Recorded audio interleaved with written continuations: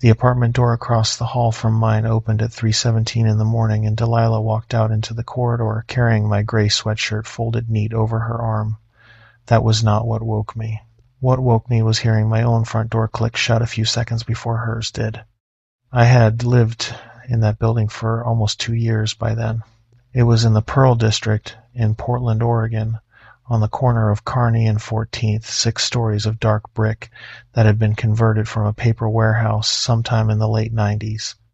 My apartment was 304, east-facing, with the kind of tall factory windows that let in every color the sky turned during a sunset. I moved in during the spring of 2017. I was 32 years old. I was a senior developer for a company out of Seattle that had let me go full remote when they closed their Portland office earlier that year.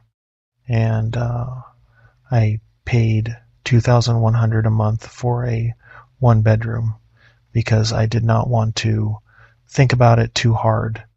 My girlfriend Rachel lived across the river in the Alberta neighborhood. She was a case manager for a nonprofit that worked with kids aging out of the foster system. We had been together for 3 years.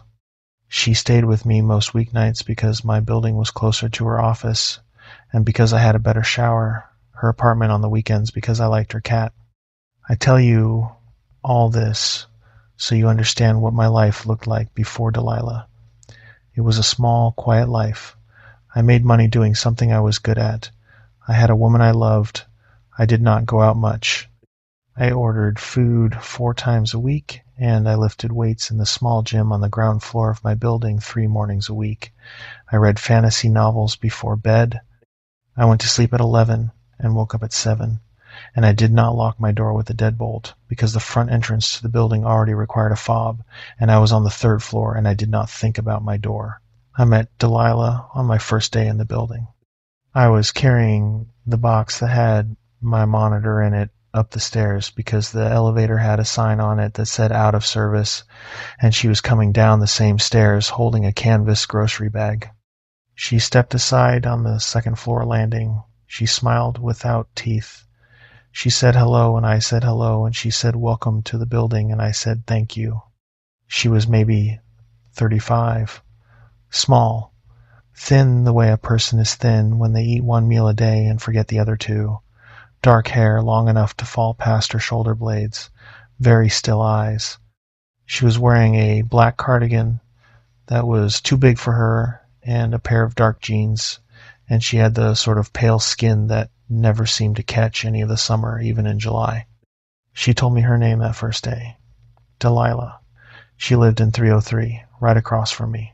She had been in the building for 6 years. She waitressed at a restaurant on East Burnside that I had never been to.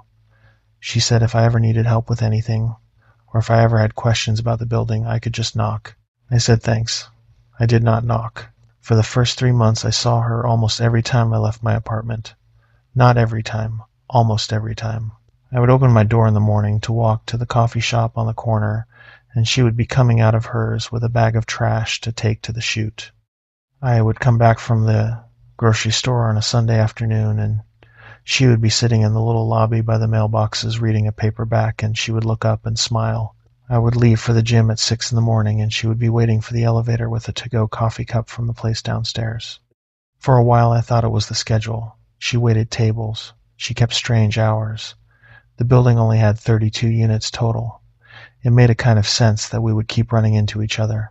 The first thing that felt off was the sweatshirt. I had left for a weekend in Bend with Rachel in early July. We stayed at a friend's place on the Deschutes, and we did some hiking, and we came back Sunday night around 8. I unlocked the door. I turned on the light in the entryway. Rachel walked past me to put her overnight bag on the counter. She stopped. She said, "Wyatt." I said, "What?" She said the blinds were up in the bedroom. I walked into the bedroom. The bamboo roll-up blinds over both windows had been fully raised. When I had left on Friday morning, I had left them down. I always left them down when I was going to be gone. I did not want anyone from the building next door being able to see into my apartment at night when the lights would come on if I got home late. I stood there, looking at the blinds. I remember I had that little internal argument you have when a small detail is off and your brain is deciding whether to spend any energy on it or not.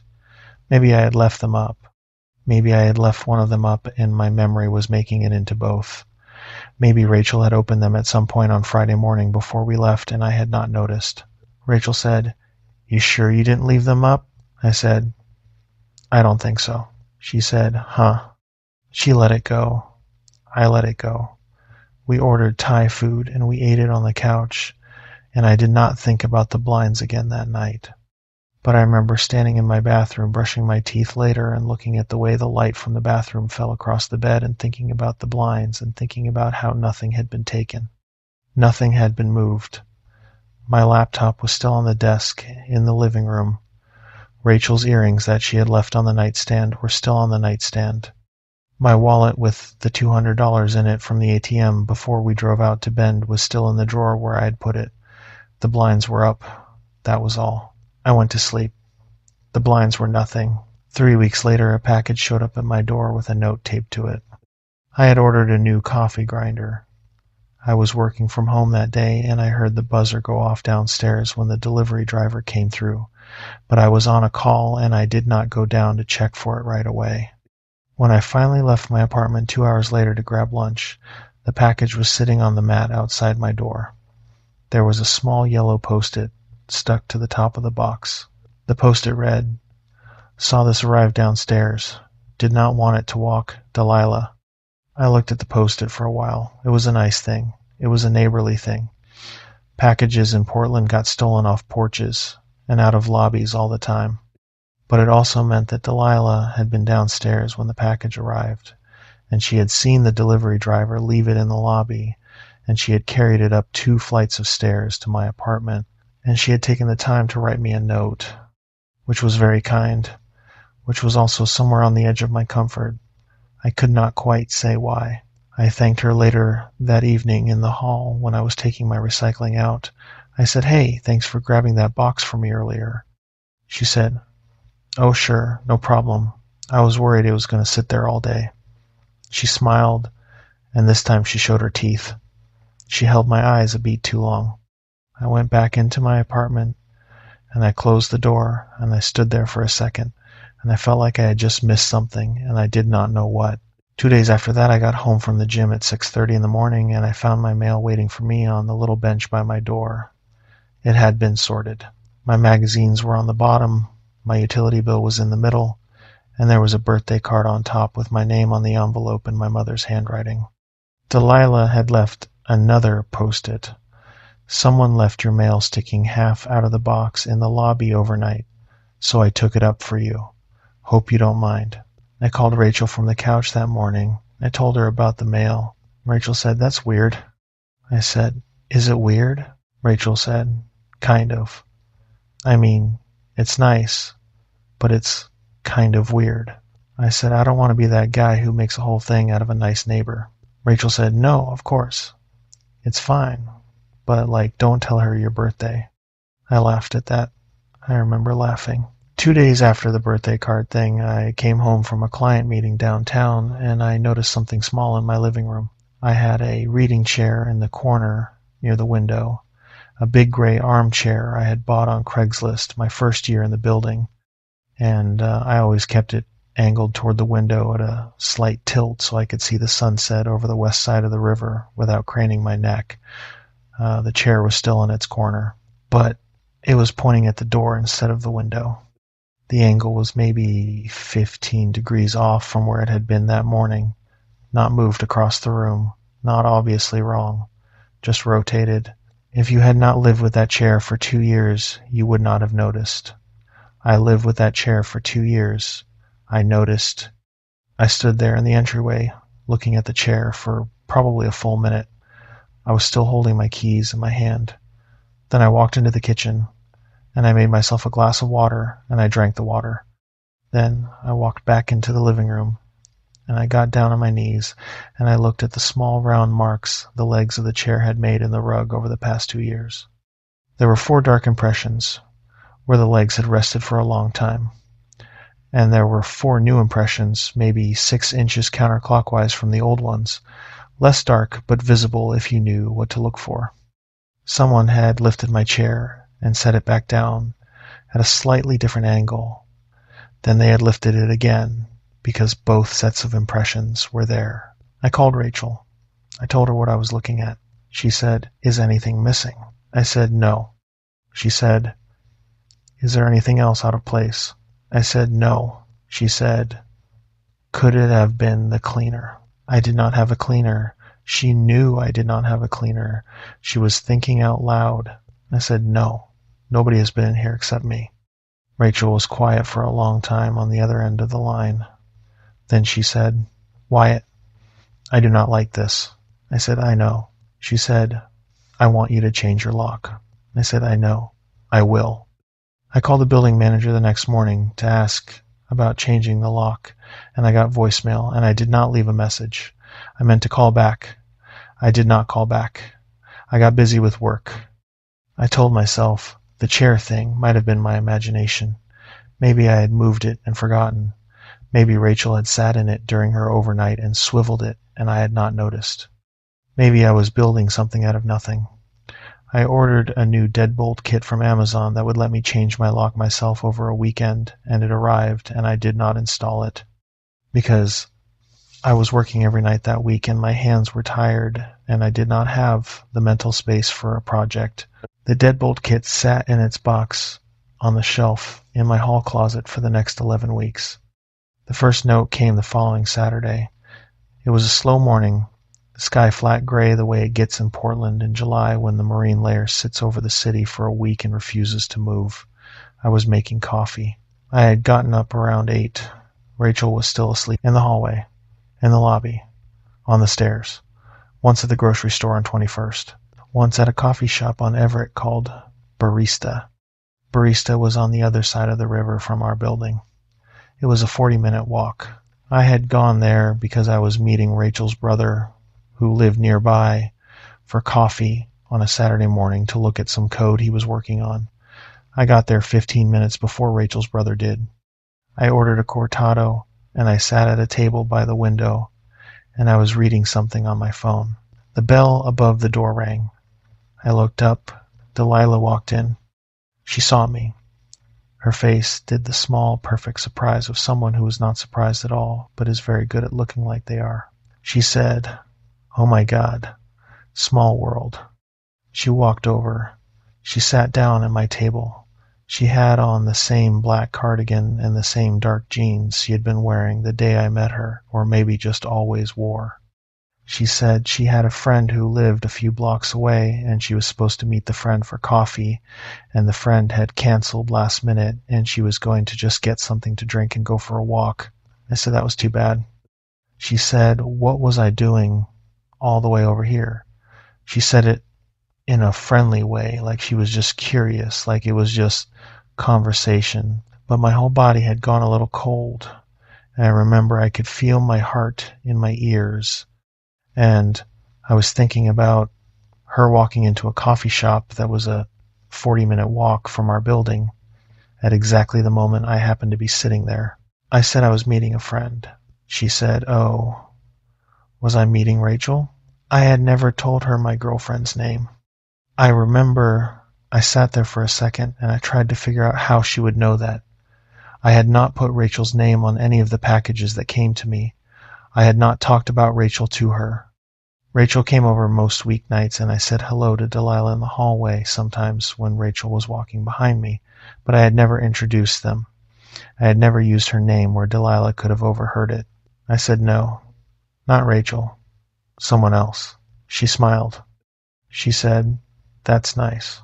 Rachel's brother walked in about a minute later. Delilah looked over at him. She smiled at him too. She stood up. She said she should get going. She was going to be late for something. She wished me a good weekend. She left the coffee shop without ordering anything. Rachel's brother sat down. He said, "Who was that?"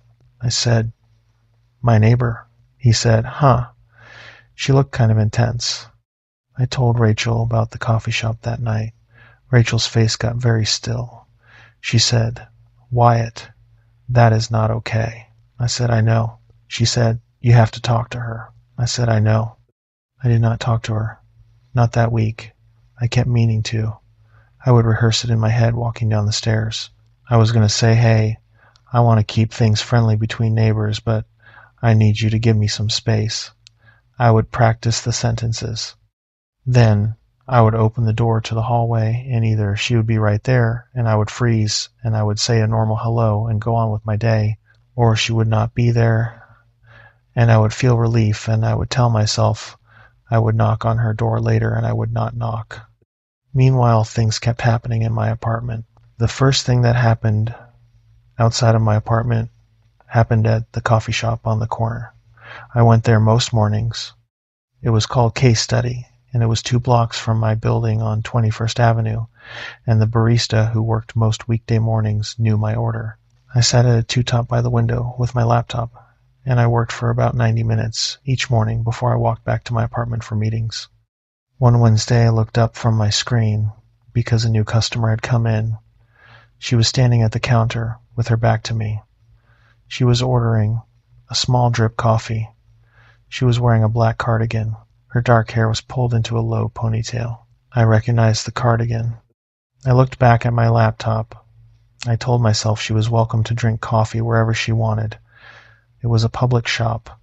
She lived 2 blocks from it. It made sense that she had walked over on her day off. She got her coffee, and she turned around and she saw me. Her face did something small. She lit up. She walked over to my table. She said, "Hey, Wyatt." I said, "Hey, Delilah." She said, "I did not know you came here." I said, "I have been coming here about a year." She said, "Well, what do you know? So have I." She sat down. I did not invite her.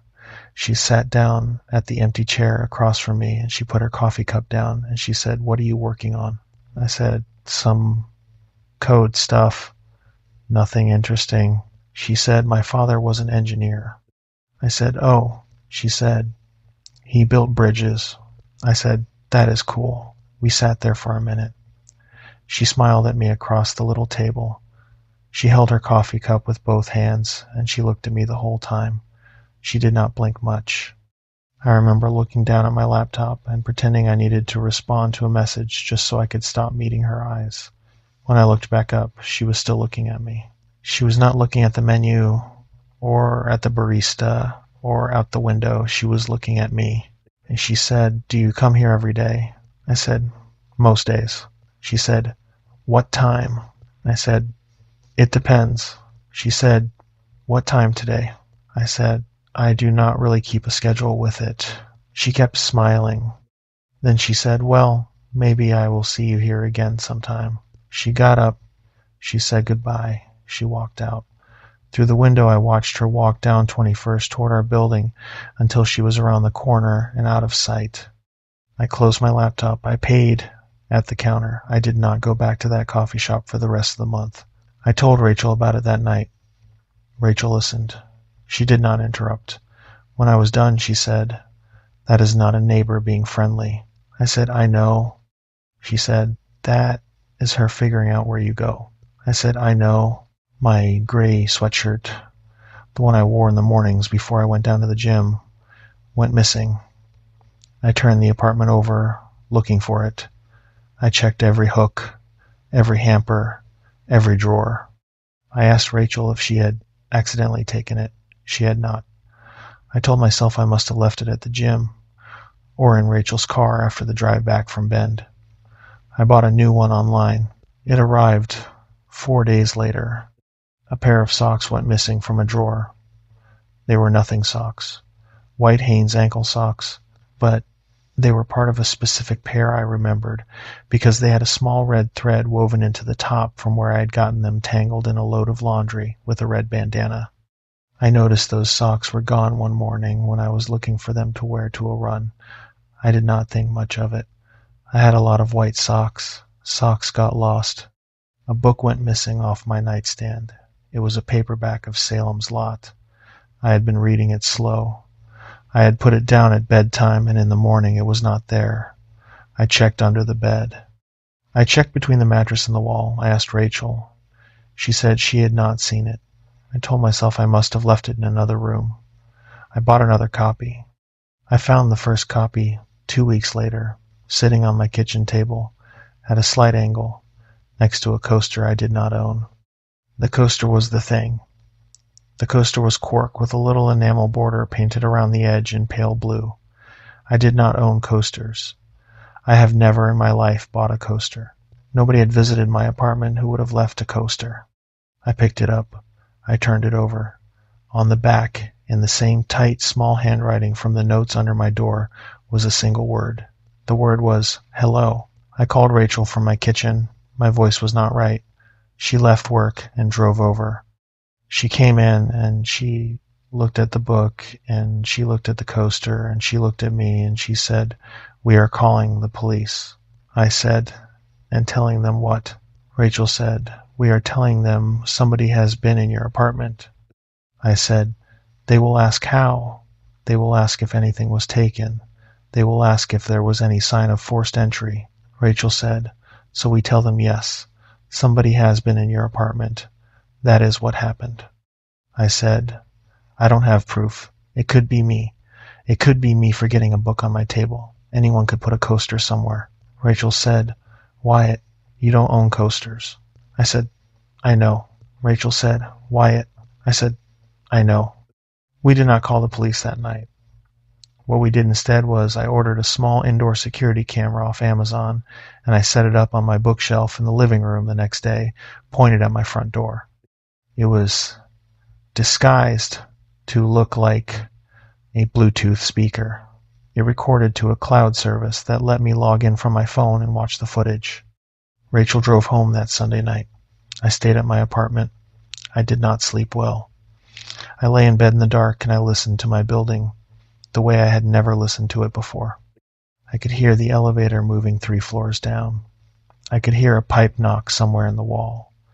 I could hear the wind push at the tall windows in my living room. At 2 in the morning, I heard a soft, slow scrape from my front door. It was very quiet. It sounded like the head of a key being drawn across the surface of the deadbolt at the wrong angle, like somebody was trying to find the slot without any light, like they were checking to see if they could still put the key in. The scrape came again, and the third time. Then it stopped.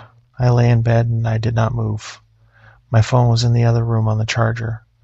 I did not know what I would do if the door opened. I did not know what I would say. I did not know if she had a knife, or if she was crying, or if she was just standing there. I did not hear the door open. I did not hear anything else. After maybe half an hour, I got out of bed and I walked into the living room, and I looked at my front door. There was a small mark on the paint just below the deadbolt, where the metal of a key had caught the wood. I checked the camera in the morning. At 2:11 a.m., the camera picked up motion at my door. The picture showed the door from the inside. You could see the deadbolt and the chain. For about 40 seconds, nothing happened. Then the deadbolt began to turn. It turned about halfway. It stopped. It turned back. The door did not open. You could hear on the audio, very faint, somebody breathing. Then the picture cut back to stillness. I sat on my couch with my phone in my lap for a long time. I watched the footage twice. I ran it back in slow motion. There was no image of a person, no hand, just the deadbolt turning. I called the building manager. She was a woman in her 60s named Denise who ran the place from an office off the lobby. I told her what had happened. I told her about the notes and the coffee shop and the sweatshirt and the coaster. I told her about the camera footage. I asked her if any keys to my apartment had ever been given out to anyone other than me. Denise was quiet for a moment. Then she said, "Wyatt, come down to the office." I went down to the office. Denise sat across her desk from me and she folded her hands on her calendar blotter and she told me she was going to tell me something she probably was not supposed to tell me. She said, "The woman who lived in 304 before you was named Naomi. She was there for about 2 years. She was a graduate student at Portland State. Very quiet, very nice. She left in the middle of her lease, told me she was moving back east to be closer to her family, did not ask for a deposit back, did not really explain." I said, "Okay." Denise said, "I liked Naomi. I helped her carry a few boxes to her car when she moved out. When she was loading up her car, she got very quiet for a second and she looked up at the building and she said, "Denise, be careful with who you rent that apartment to." That was all she said. She never said anything else about it. She got in her car and she left. I said, "Did you ask her what she meant?" Denise said, "I did." She would not talk about it. She started crying a little bit and she said she was fine and she drove away. I said, "And she never gave you the key back?" Denise said, "That is the thing. When you signed your lease, I noticed there were only 2 keys in the file for your unit instead of 3. I put a note in your file that I needed to have the locks rekeyed. Then things got busy and I never did it, and you never asked me for a spare, so I forgot. But there should have been 3 keys. There were 2. I said, "Does Delilah have a key to my apartment?" Denise looked at me a long time. Denise said, "I do not know. I would not have given her one. I have never given anybody a key to a unit they did not rent. But if Naomi gave her one before she left, and if Naomi never told me, then I would not know." I sat in Denise's office for a while and I looked at the framed poster on her wall of a picture of Multnomah Falls that had been printed too dark. I said, "Denise, I am going to call the police." Denise said, "I think that is a good idea. I will help you any way I can." I did not call the police that day. I did not want to call them without something they could actually see. What I did was I ran a specific experiment. I told Rachel I was going to be out of town for the weekend. I said it in a normal voice in the hallway when Delilah's door was cracked open, which it often was in the afternoons when she was home. I said, "Hey, I am flying to San Diego on Friday morning. I will be back Sunday night." I was not going anywhere. Friday morning, I packed a bag and I loaded it into a rental car, and I drove it to a hotel 2 miles away in the Hollywood district. I checked in. I left the rental car in the parking garage. I took the light rail back downtown. I went to Rachel's apartment. I stayed there for 2 days. My phone stayed off. My laptop stayed off. My camera in the living room stayed on. Sunday afternoon, around 3, I logged into the camera feed from Rachel's kitchen.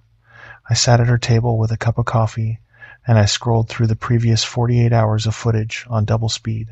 At 2:47 p.m. on Saturday afternoon, my apartment door opened. Delilah walked in. She was wearing a long white dress.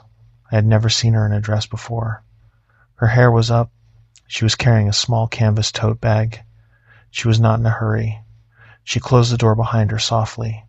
She locked the deadbolt. She stood in the middle of my living room for a full minute just looking around. Then she started to move through the apartment. She walked into the kitchen. She opened one of my cabinets. She took out a coffee mug. She looked at it. She put it back in a different cabinet than she had taken it out of. She walked into the bedroom. The camera did not have a view into the bedroom. I could not see what she did in there. But she was in the bedroom for about 11 minutes. She came back out. Her hair was down. She sat on my couch. She put her tote bag on her lap. She took out a small pair of scissors. She took out a bundle of what looked like fabric. She cut something off the fabric. She put the piece into a small envelope. She put the envelope back in the tote bag. She put the scissors back in the tote bag. She sat on my couch for another 20 minutes, just looking at the room. Then she stood up. She walked to my kitchen counter. She took out a Post-it. She wrote something on it. She stuck it on the corner of the counter. She walked out. She locked the deadbolt behind her. The whole thing took about 45 minutes. I sat at Rachel's kitchen table, and I watched the footage twice more. Then I called the Portland Police non-emergency line. The officers who came out to meet me at Rachel's apartment were a woman named Officer Halvorsen, Police First. I called my mother. My mother told me to come home.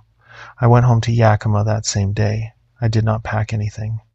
I left a couch, a bed, a kitchen. I walked out with my dog and my laptop, and I never went back for anything else. I said, "Why did you not stay for the case?" Meredith said, "Because when I saw her walking around my apartment on that video, she was wearing my clothes. Not one thing. All of my clothes. My robe, my shoes, my favorite necklace that had belonged to my grandmother. She was making tea in my kitchen, and she was singing along to something on her phone in my clothes at 9 o'clock at night on a Wednesday. I could not go back into that apartment. I could not walk through that door. I could not testify in a courtroom about it, because saying it out loud in front of strangers felt like giving her more of me. She had enough. I said, "I am so sorry." Meredith said, "Thank you." Then she said, "Listen to me. If you have not left the city yet, leave the city." I said, "I am going to." She said, "Do not tell anyone from your old life where you are going. Do not tell your building manager. Do not tell your mail carrier. Do not tell your dry cleaner. Cancel your subscriptions. Change your phone number. Get a new email. Start over. Do not put a photo of your new city on the internet for a year. Do not tag a location. Do not check in anywhere. She got out in 6 months. She is going to be looking for you. Do not make it easy." I said, "Okay." Meredith said, "Wyatt." I said, "Yes." She said, "If you ever see her, do not confront her. Do not talk to her. Do not tell her to leave you alone. Walk away without breaking pace and go somewhere with people. Then call the police." She reads, "Confrontation as intimacy. Do you understand what I am saying?" I said, "I understand." She said, "Good." Then she hung up. I stayed on the floor of that hallway for a long time. My phone went dark in my hand. I moved out of Portland 6 months later. I gave notice on my lease, and I broke it, and I paid the fee, and I did not tell Denise where I was going. I asked her to please not give my forwarding address to anyone, even if a delivery driver came looking for me. She said she would not. She kept her word. I took a job with a different company out of Denver. Rachel and I discussed it, and she came with me. We moved into a place in a neighborhood called Wash Park, on the second floor of a small red brick building, and I paid for a smart lock and a keypad and a video doorbell before I unpacked anything else. I started seeing a therapist named Ellen a month after we got there. Ellen was in her late 50s. Her office was on the second floor of a converted house in a neighborhood called Congress Park. She had a big gray cat that sometimes wandered through the room during sessions and lay down on top of my feet. Ellen did not want to talk to me about Delilah at first. She wanted to talk to me about the door, about the way I stood in the entryway of my new apartment every time I came home and listened for a full 3 seconds before I stepped inside, about the way I ran my hand along the inside frame, checking for anything that felt different than it had the day before, about the way I would leave a specific fold of a specific tea towel on a specific hook so that I would notice if anyone had touched it while I was out. Ellen said, "That is called reassurance behavior." I said, "Okay." She said, "It is a rational adaptation to what you went through. It also has a shelf life. If you are still doing it a year from now, we will need to talk about tapering it." I said, "Okay." She said, "And how is Rachel?" I said, "She is quieter than she used to be." Ellen said, "And how is that between you?" I said, "We are both quieter than we used to be. We are quieter together." Rachel started her own therapy about 3 weeks after I started mine, with a woman across town. She did not tell me what they talked about, and I did not ask. She had been the one who had noticed the blinds.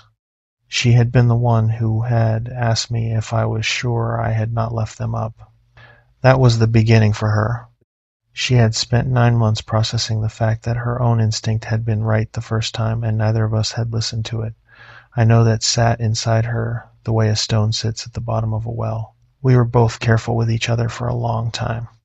I proposed to Rachel in July, 4 months after we had moved. She said yes. We did not tell many people. Her parents were in Bend. My mother was in Bellingham. We had a small ceremony at a little venue near Cheeseman Park in September with about 30 people, and we did not put photographs on the internet, and I paid the photographer extra to send us physical prints only. We had been in Denver for 11 months when I saw her. It was a Saturday in October. I had walked to a grocery store on Downing to grab a few things for dinner. When I came out of the store, I was holding a paper bag in one arm and my phone in the other hand, and I was looking down at a text from Rachel about whether I had gotten the bread, and I looked up because I needed to cross the street. There was a woman across the street on the other side of Downing standing near a lamppost. She had dark hair. She was thin. She was wearing a black cardigan and dark jeans. She was looking at a phone. I could not see her face clearly from where I was standing. The light was bad. There was a bus stop in front of her that partially blocked her from view. I stood there on the corner, and I looked at her for a long time. She did not look up. The walk sign changed.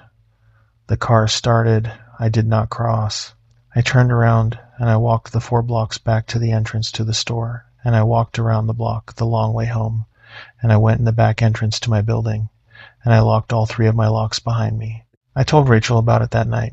Rachel is a very calm person. She did not panic. She said, "Are you sure it was her?"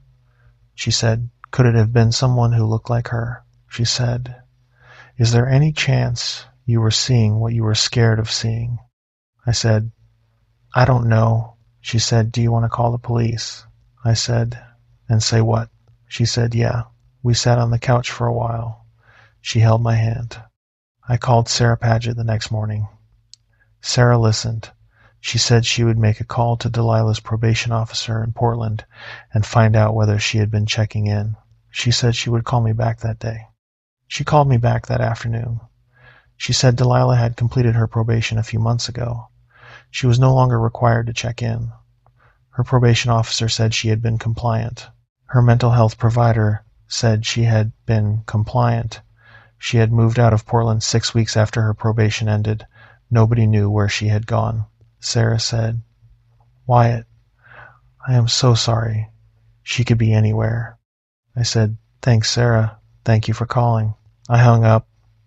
I sat on the couch. Rachel was at work.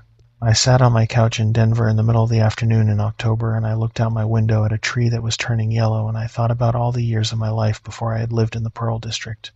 All those years when I would come home from work, and I would put my key in the lock, and I would turn it one time, and I would walk into my apartment, and I would not think about it. Rachel and I moved again the following spring. We moved to a small city in Colorado I am not going to name. We bought a house. We got married. We had a kid. It has been almost 6 years now. I have not seen her. I have not gotten any notes. I have not seen anyone standing across the street from a store looking at a phone. But when I lock my front door at night, I lock the deadbolt, and then I lock the chain, and then I punch in the code on the smart lock a second time to verify it is engaged. And then I stand at the door for a beat, and I listen. I listen for a second small sound, just after mine. I listen for the sound of somebody else's lock catching on the other side of the wood. I have never heard it, not once in 6 years. But I always listen for it. I do not know how to stop listening for it. My wife has asked me why I always stand at the door for that extra second, and I have told her, and she understands, and she does not ask me to stop. Some nights, when I am lying in bed and the house is quiet, I think about that afternoon in Portland when I sat in Rachel's kitchen and I watched Delilah cut something off a piece of fabric and put it in her tote bag. I think about the small pair of scissors. I think about the white dress. I think about her walking through my apartment slow, the way a person walks through their own home when they are alone. I think about her hair. I never found out what she cut. I never asked. My son is almost 2 years old now. His bedroom is at the end of the hall. Every night, once he is asleep, I stand outside his door for a moment before I go to bed. I do not open it. I just stand there. I listen. I listen for the sound of his breathing on the other side of the wood. I listen for the small, even rhythm of a small child sleeping. It is the same posture I use at the front door. I did not decide to do it. It is just the way I stand at doors now. I have never told my wife I do this. She knows anyway. Some nights I hear her get up around 1 or 2 in the morning, and she does the same thing at his door. We do not talk about it in the morning.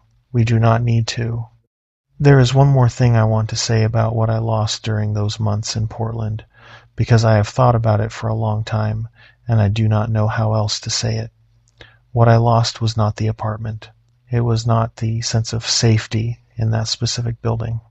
What I lost was the version of me that unlocked my front door with one key, one turn, one motion, without thinking about who else in the world might have a key that looked exactly like mine. That version of me is gone. He is not coming back. I have made my peace with that. The first time Grady called me Coop, I was refilling my water bottle at the tap by the free weights, and I laughed and said, "No, sorry, wrong guy." And he stared at me for maybe 6 seconds without blinking, and then he said, "No, no, you're right, sorry. You just look just like a guy I used to know." I did not think about it again for 2 days. That was probably the worst mistake I made in the entire year that followed. I had moved to San Diego from Denver in the winter of 2019. I was 27. I had taken a job as an account manager at an advertising agency in Little Italy, and the salary was enough for me to split a 2-bedroom in North Park with a friend of a friend named Everett.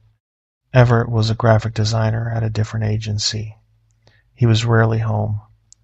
We split rent at $1,100 a month each, and we split utilities, and we mostly stayed out of each other's way. I had started going to a gym called Iron and Wave about a mile from our apartment. It was a small independent place with a lot of chalk on the floor and a lot of guys who came in at the same time every morning. I went at 5:30 in the morning, 5 days a week, because I liked being done with the workout before the day started, and because there were only ever 8 or 9 other people in the gym at that hour. Grady was one of the regulars. I had been going to Iron and Wave for about 6 weeks before I noticed him. He was maybe 6 feet tall, thick through the chest, with the sort of arms that people who spend 20 years pushing metal around get. He had a full sleeve of tattoos on his left arm and a partial sleeve on his right. He looked about 38 or 40. His hair was dark and cut very short. He wore the same black shorts every day and a rotating cast of gray and black cotton shirts with the sleeves cut off. He did not talk to anyone. He came in, he worked out for about 90 minutes, and he left. He never wore headphones. He never used the machines. He worked exclusively with free weights, and he moved between exercises with a kind of calm mechanical seriousness that made everyone else at Iron Wave give him a lot of space. I had probably said hello to him once or twice in 6 weeks. He had nodded back. That was the extent of our contact. Then that morning at the water fountain he said, "Hey, Coop." I looked up. He was standing about 3 feet from me holding a shaker bottle. His face was still. His eyes were on mine. I said, "Sorry, what?" He said, "Coop, right. Coop Lassiter." I said, "No, man. Sorry. My name is Silas." I laughed a little bit, the way you do when a stranger calls you by the wrong name, the reflex apology that is not really an apology. He kept looking at me. He did not laugh. His face did not move. He said, "No, no. You're right. Sorry. You just look just like a guy I used to know." I said, "No worries." He said, "You look just like him." He walked away. He went back to the squat rack. I finished filling my water bottle. I went back to the bench I had been using. I did not think about it. It happens. People look like other people. He was in his 40s. He had probably known a guy named Coop 20 years ago, and I had a face he thought he recognized. I did my last 2 sets. I went home. I showered. I went to work. He was there the next morning at the exact same time as me, which was normal, because we had been in the gym at the same time every morning for weeks. But this time he was on the bench next to the one I usually used. He had a stack of plates already loaded. He was doing incline press. He nodded when I walked over. I said, "Good morning." He said, "Morning, Coop." I stopped. I set my water bottle down. I said, "Silas." He said, "Right, sorry." I keep doing that. He kept lifting. I did my warm-ups. I moved to a different bench, 3 benches down. He did not look at me for the rest of the workout. When I was walking out of the gym at 6:45, he was already gone. I told Everett about it that night. Everett laughed. He said, "So a giant tattooed dude at the gym has decided you look like some guy he used to know and he keeps forgetting your name?" Everett said, "That's not Stalker, Silas. That's just an old guy with a bad memory." I said, "He doesn't feel like a bad memory guy." Everett said, "Dude, you're being paranoid." I said, "Yeah, that was probably about the point I should have picked a new gym." Instead, I went back the next morning. Grady was there. He nodded at me. He did not say Coop. He did not say anything. He worked out on the other side of the gym. I did my routine. I left. For about 10 days after that, everything felt normal. He was there when I was there. We nodded. We did not speak. I stopped thinking about it. Then, on a Tuesday morning, I was doing lat pull-downs at a station near the front of the gym, facing the entrance, when Grady walked in. He was carrying a plastic bag from a place that sold breakfast burritos on 32nd Street. He was holding a large coffee. He walked past the front desk. He walked past the free weights where he usually went. He walked up to me at the lat pull-down station, and he set the coffee down on the floor next to me. He said, "Black, no sugar." He said, "That's how you drink it, right?" I said, "I don't drink coffee." He looked at me for a moment. He said, "Sorry, I must be thinking of somebody else." He picked the coffee back up. He turned around. He walked to the free weight rack. He set his bag and his coffee on the bench. He started warming up. I finished my set. I did not do a second set. I racked the plates. I walked to the locker room, and I got my bag out of the locker, and I went to my car, and I sat in my car, and my hands were shaking. I could have told Everett about this too. I did not. I sat with it. I told myself that Grady thought I was Coop, and that Coop drank his coffee black with no sugar, and that Grady had been trying to be nice by bringing me one, and that when I told him I did not drink coffee, he had accepted the correction. That was one version. The other version was that Grady had been testing to see if I would take the coffee. That version I did not want to think about.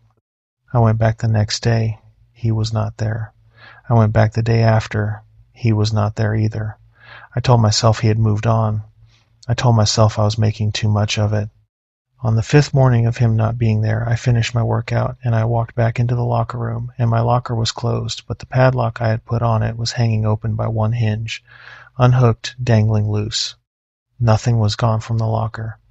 My wallet was still there. My phone was still there. My keys were still there. My gym bag was still there. The padlock had just been opened. I sat down on the bench in the locker room, and I stared at the padlock for a while. I ran through in my head every possibility. Maybe I had not clicked it all the way shut that morning. Maybe I had thought I had clicked it shut and had not.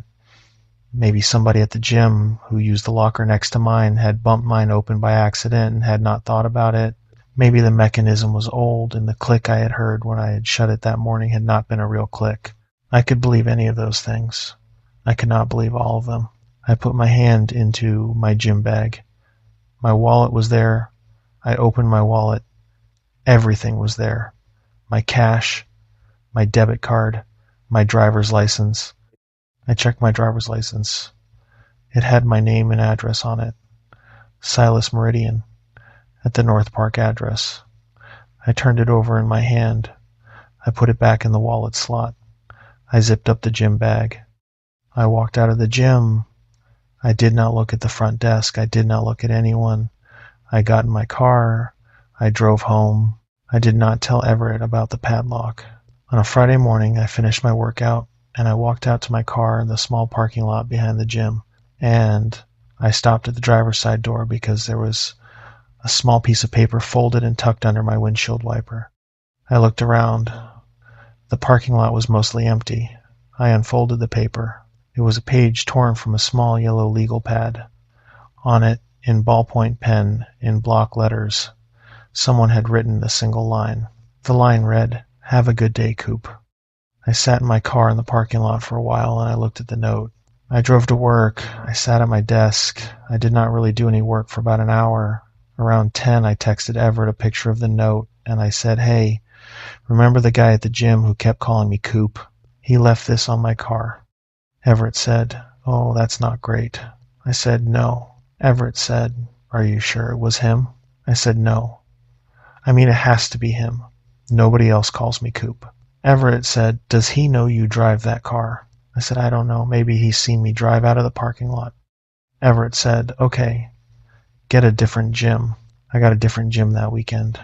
I signed up for a big chain gym on El Cajon Boulevard. It was open 24 hours. It had about 300 members. I felt better in a bigger place. On the following Wednesday, I walked into that gym at 5:30 in the morning, and I put my bag in a locker, and I walked out onto the floor, and Grady was on the treadmill farthest from the entrance, walking at a slow pace with his phone in his hand. He looked up. He saw me. He nodded. He said, "Morning, Coop." I did not work out that morning. I turned around, I got my bag out of the locker, and I walked back to my car. I sat in my car in the parking lot for 10 minutes. I did not know what I was going to do. My hands were shaking. I told myself I was overreacting. Grady lived in San Diego. He was allowed to belong to 2 gyms. He was allowed to walk on a treadmill at 5:30 in the morning at a chain gym on El Cajon Boulevard. That was not a crime. The thing was, I had told nobody I was joining that gym. Not Everett, not anyone at work. I had joined it online the previous Saturday afternoon, and this was my first time in the building. I drove home. I sat on the couch in our apartment. Everett was in the kitchen. He looked at me. He said, "Dude, what?" I told him. Everett said, "Okay. That is not a coincidence." I said, "No." Everett said, "Is there any way he could have followed you?" I said, "I do not know. I do not know if I would have noticed."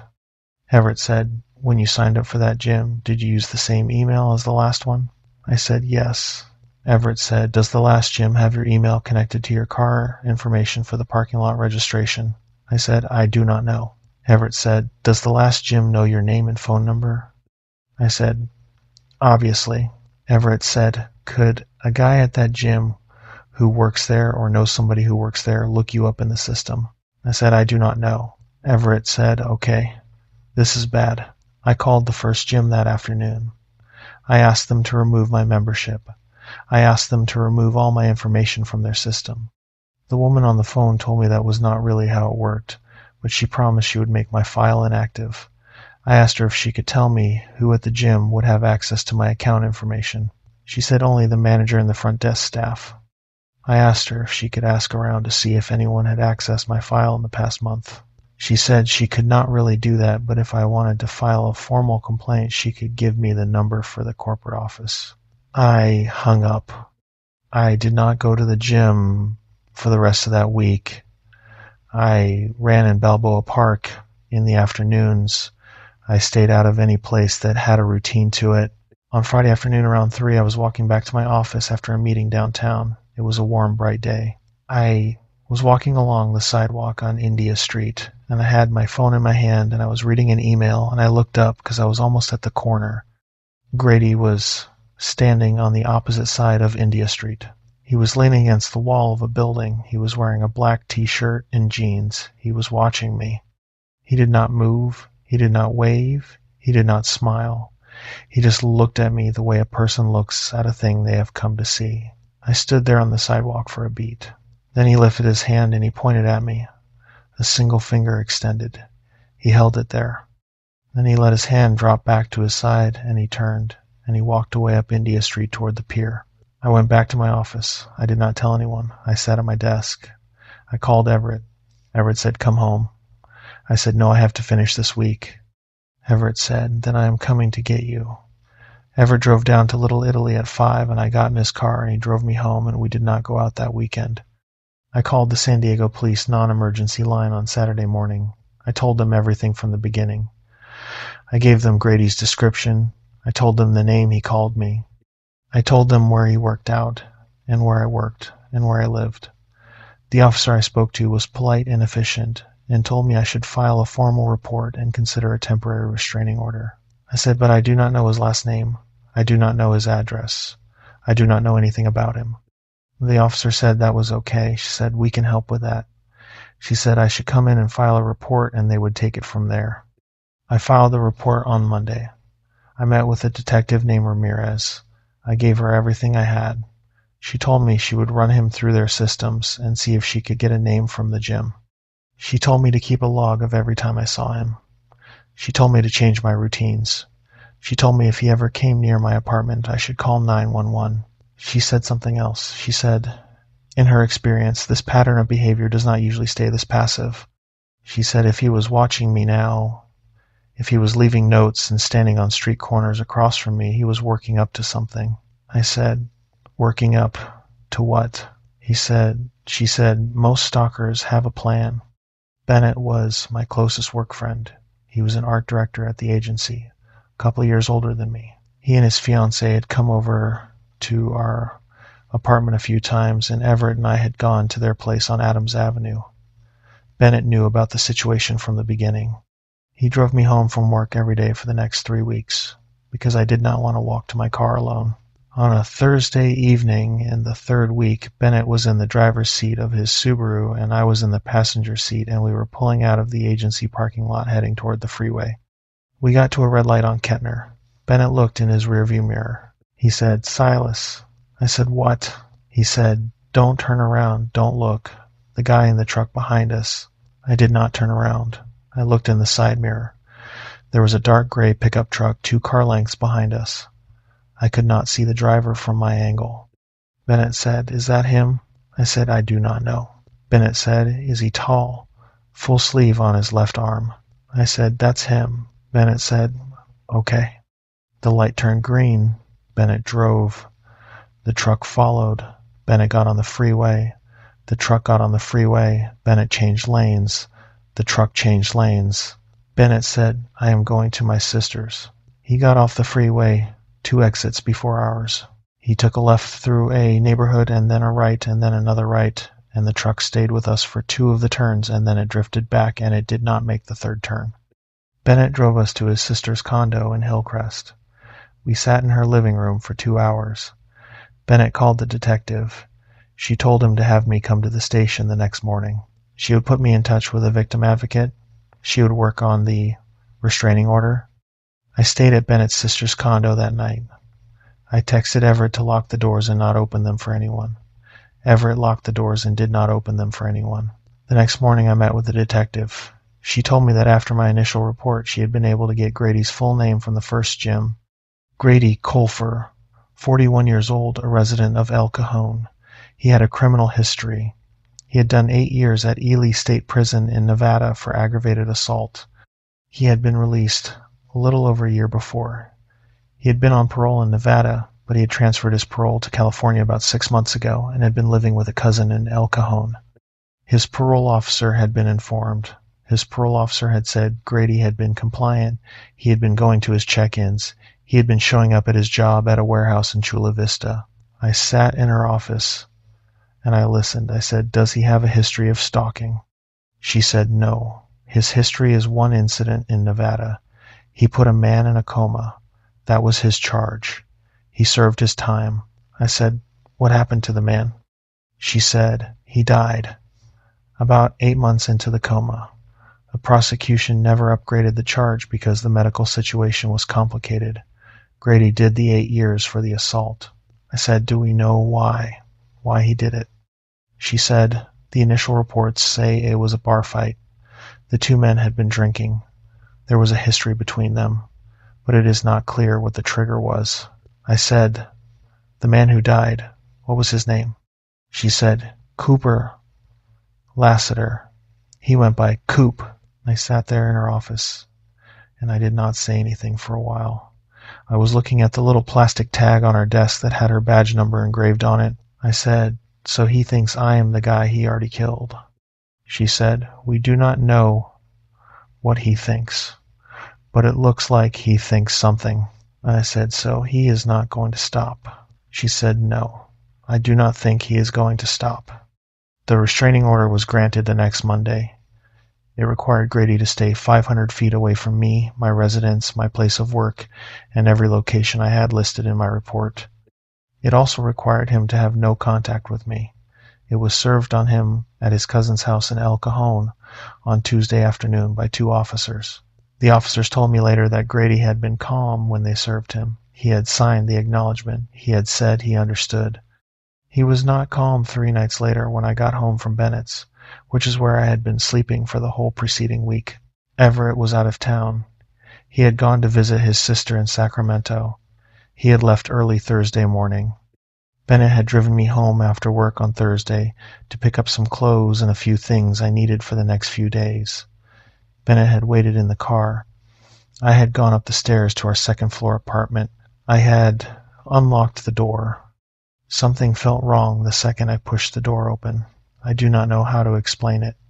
The air in the apartment did not smell right. There was a faint, sharp smell like sweat and something else, something metallic, that had not been there when I had left the apartment 3 days earlier. I stood in the entryway. I did not turn on the light. I looked into the living room. Grady was sitting on our couch. He was leaning forward with his elbows on his knees. He had on a black canvas jacket.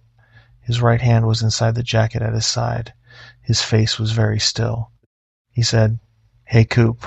I said, "Hey." My voice did not sound like my voice. He said, "I have been waiting to talk to you." I said, "Okay." He said, "Please close the door." I did not close the door. I took one step backward. I kept my eyes on him. He said, "Please, I just want to talk." He stood up. He was very tall. The hand inside his jacket did not move. I took another step backward. I was almost out into the hallway. My back was against the door. He took a step toward me. I turned and I ran. I ran down the 2 flights of stairs to the parking lot. I could hear him behind me, not sprinting, but moving fast, his boots hitting the stairs 1 flight up. Bennett was already out of his car, standing in the middle of the parking lot, with his phone out, because he had seen me come sprinting down the stairwell through the open window on the 2nd floor landing. Bennett said, "Get in the car. Get in the car." I got in the car. Bennett got in the car. Bennett locked the doors. Bennett peeled out of the parking lot. I looked in the side mirror as we drove out. Grady was walking down the last flight of stairs. He was not running, he was walking. He was watching us leave. Bennett called 911 from the car. He was talking to the dispatcher, and he was driving and he was checking his mirrors, and I was in the passenger seat trying to slow my breathing, and my hands were shaking so bad I could not hold my phone. The dispatcher told us to drive to the North Park Police substation and wait in the parking lot for an officer. Bennett drove us there. 2 patrol cars responded. 4 officers went to our apartment. They found Grady in the living room. He had not left. He was sitting on the couch. Again, he surrendered without incident.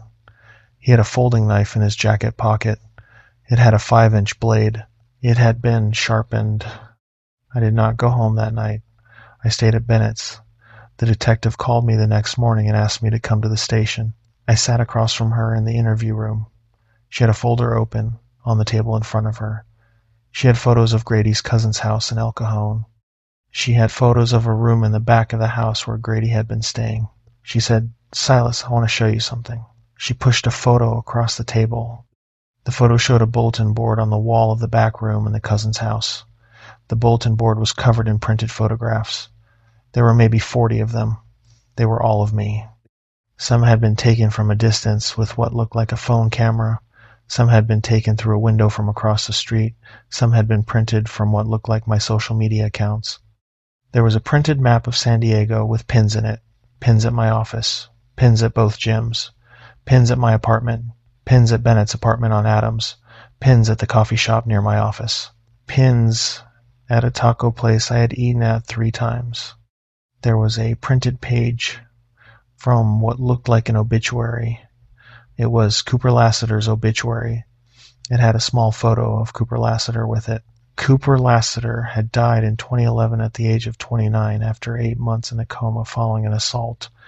Cooper Lassiter had dark hair and a wide jaw and a slightly crooked nose and a small mole below his left eye. I have dark hair and a wide jaw and a slightly crooked nose and a small mole below my left eye. I looked at the picture of Cooper Lassiter for a long time. The detective said, "We interviewed him last night. He talked a lot. He believes that Coop faked his death in 2011. He believes that he was released last year specifically so that he could find Coop and finish what he started. He believes that when he saw you at the gym 6 weeks ago, it was confirmation of something he had been searching for. He believes you are him." I said, "What did he say he was going to do?" She said, "He said he was going to make you tell him what really happened at the bar that night, and then he was going to kill you." I said, "At the bar?" She said, "In Nevada, the night of the assault. There is something Grady thinks Coop knew and did not tell him. He has been in prison for 8 years thinking about it. It seems he has convinced himself that the real Coop is out there somewhere in the world and is going to give him the answer he wants." I said, "And I look like him." She said, "You look enough like him." I sat in the interview room for a while. I said, "So, if I did not look like him?" She said, "If you did not look like him, he would have never seen you." I said, "And if he had never seen me?" She said, "He would have found someone else." Grady Colfer was charged with first-degree burglary, aggravated stalking, and possession of a deadly weapon with intent. He was held without bail. His public defender tried for a plea deal early on. The DA did not want a plea deal. There was a trial. The trial was in June. I flew back from Denver for it. I had moved out of San Diego a month after the arrest. Once I was cleared to leave the jurisdiction, I broke my lease. Bennett drove me to the airport. Everett stayed in the apartment for the rest of the year on his own, and then he moved back to Sacramento. I testified for about 2 hours. The prosecutor walked me through everything from the first coup at the water fountain to the night in the living room. Grady's public defender did not ask me many questions. There was not much to ask. The evidence was overwhelming. Bennett testified after me. He described what he had seen when he had picked me up at 3 in the morning outside of a 24-hour convenience store on El Cajon Boulevard, my shirt half-buttoned, no shoes on. He described the way I had been sitting on the curb next to the ice machine when he had pulled up. He described the way I had gotten in the car without saying anything. He described the way I had not spoken for the first 20 minutes of the drive back to his sister's house in Del March. Detective Ramirez testified. She walked the jury through the notebook. The prosecutor had marked selected pages with tabs. Ramirez read from 3 of them out loud. The first was a page where Grady had drawn a map of my apartment building from memory, from the outside marking which windows he thought were mine. The map was mostly right. The second was a page where he had written a list of grocery stores within a mile of my apartment and had put small check marks next to 2 of them. The third was a page written across the top of which was the phrase, "When I am sure it is him, the following steps." The list underneath was 10 items long. The prosecutor did not read all 10. She read the first 3. They were about surveillance. She read the last 3. They were not about surveillance. A juror in the second row put her hand over her mouth during the third item. The prosecutor paused for a moment. Then she moved on. The state's forensic psychologist testified for most of an afternoon. He described in detail the concept of a fixed delusion. He explained that a fixed delusion is a belief held by an individual which is not shaken by evidence, which is not modified by rational counter-argument, and which becomes the organizing principle around which the individual constructs subsequent behavior. He said that Grady Colfer had developed a fixed delusion during his 8 years at Ely State Prison that Cooper Lassiter had not actually died in 2011. He said this delusion had become the organizing principle around which Grady had constructed his behavior since his release. He said Grady had built the delusion in stages, the first stage being the belief that Coop was still alive somewhere, the second stage being the belief that Coop was in California, the third stage being the belief that Coop was going by a different name, and the fourth stage being the belief that any man matching Coop's approximate physical description who did not immediately deny being Coop must in fact be Coop.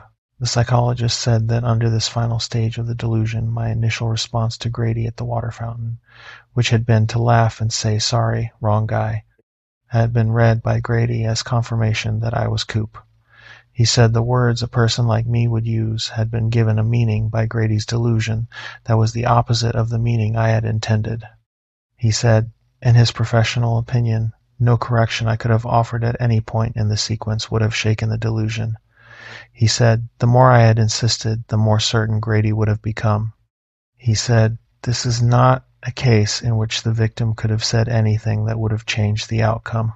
I remember hearing that from the back of the courtroom, and I remember feeling something loosen in my chest a little, because I had spent every night for 8 months rehearsing what I could have said to Grady at the water fountain that would have made him leave me alone. The psychologist told the jury there was nothing. That was the first time anyone had said that to me. Grady watched me the whole time I was on the stand. He looked exactly the way I remembered him. His face was still. His eyes did not blink much. He did not shake his head at anything I said.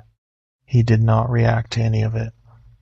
When I stepped down from the witness box, I walked past the defense table on my way out of the courtroom, and I did not look at him. I heard him say, one time, quietly, as I passed. He said, "Hey, Coop."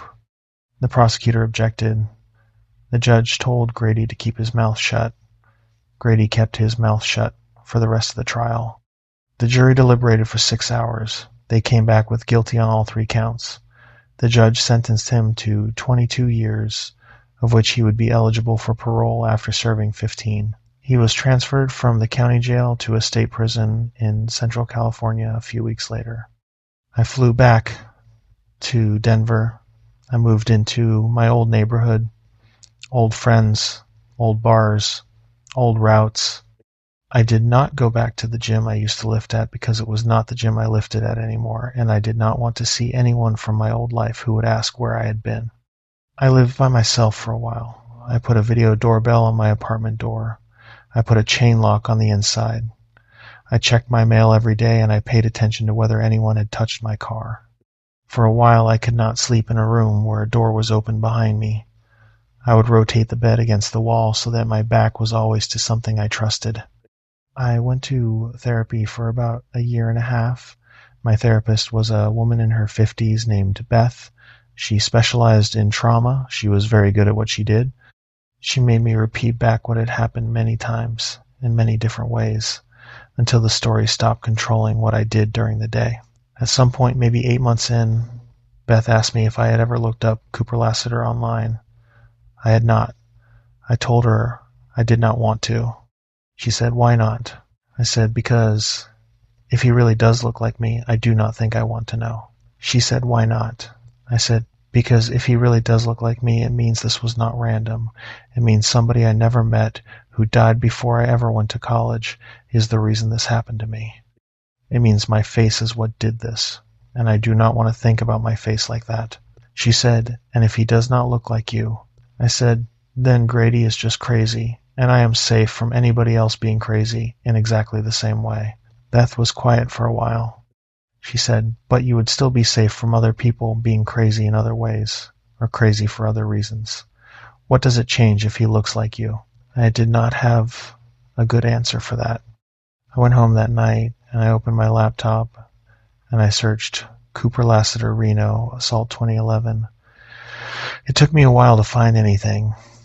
There was an old article from a local Nevada paper. It was short.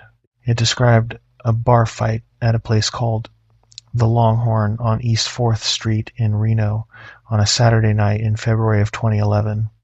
Grady Colfer, 33, had assaulted Cooper Lassiter, 29, in the parking lot after an argument inside the bar. Lassiter had been taken to a hospital with severe head injuries. Colfer had been arrested at the scene. The article had one photograph. It was a small square photo of Cooper Lassiter that had been taken from a family social media page. He was standing in front of a Christmas tree, wearing a green sweater and holding a small dog. He was maybe 27 in the photo, a couple of years before the assault.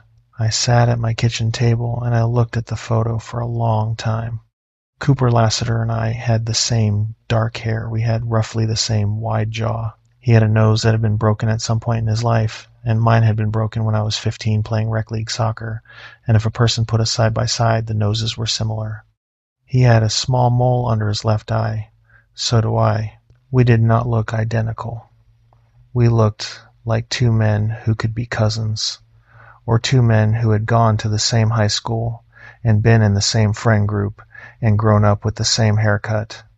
We looked similar the way ordinary men look similar to other ordinary men. I closed the laptop. I sat at my kitchen table. I thought about the fact that 8 years before I ever set foot in a gym in San Diego, a man I had never met, in a bar I had never been to, in a city I had never lived in, had been beaten badly enough to spend 8 months dying, and that his death, and the 8 years the other man had spent in prison thinking about him, had traveled all the way across 2 states in a decade, and had landed in a parking lot behind a small independent gym on a morning in 2019. And I had walked into it because I had a wide jaw and dark hair and a broken nose, and because I had wanted to lift weights before work. I thought about what would have happened if I did not look like Cooper Lassiter. Grady would have looked past me. He would have gone home to his cousin's house in El Cajon. He would have kept lifting. He would have kept driving to his warehouse job in Chula Vista, maybe he would have seen somebody else eventually. Maybe he would not have. Maybe he would have finished his parole and gone on with his life. Maybe he would not have. I thought about Cooper Lassiter's family. I thought about how they had put that picture of him on the Christmas tree into an obituary and thousands of pages back into the internet, where a man in a prison in Nevada would eventually see it. I wondered if they knew. I wondered what it would do to them if they knew. I found the obituary again a week later. It listed Cooper's parents by name, Nate and Lorraine Lassiter of Sparks, Nevada.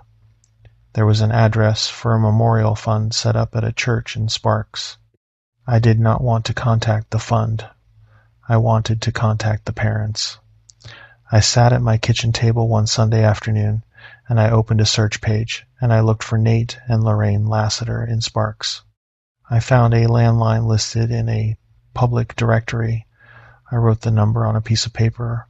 I put the paper on the refrigerator. It sat there for 11 days. On a Thursday night, at the end of April, I took the paper down from the refrigerator and I sat on the floor of my kitchen with my phone in my hand, and I dialed the number. A woman answered on the fourth ring. She said, "Hello."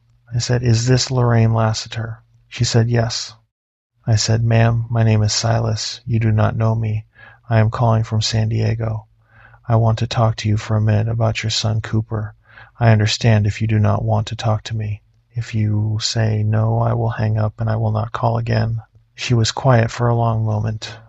She said, "Why are you calling?" I said, "A man named Grady Colfer." She said, "Oh." She said, "Oh, Jesus." She said, "Wait a minute." I heard her put the phone down. I heard her walk somewhere. I heard a man's voice in the background. I heard her say his name. I heard him get up and cross a room. Then I heard her pick the phone back up. She said, "My husband is going to listen on the other line. Do you mind?" I said, "No, ma'am." I heard a click. Nate Lassiter said, "Son, what is this about?" I told him both. I told him about Grady in the gym in San Diego. I told him about the notebook that had been found in the cousin's house in El Cajon. I told him that Grady had spent 8 years in prison in Nevada, believing that Cooper had faked his death. I told them that Grady had come to San Diego on parole and had started looking.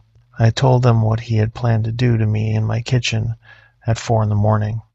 I told them I had testified at his trial. I told them Grady had gotten 22 years. They listened for a long time without interrupting. When I was done, Lorraine Lassiter was crying. Nate Lassiter was not saying anything. Then Nate said, "Son, thank you for calling." He said, "We knew he had been paroled.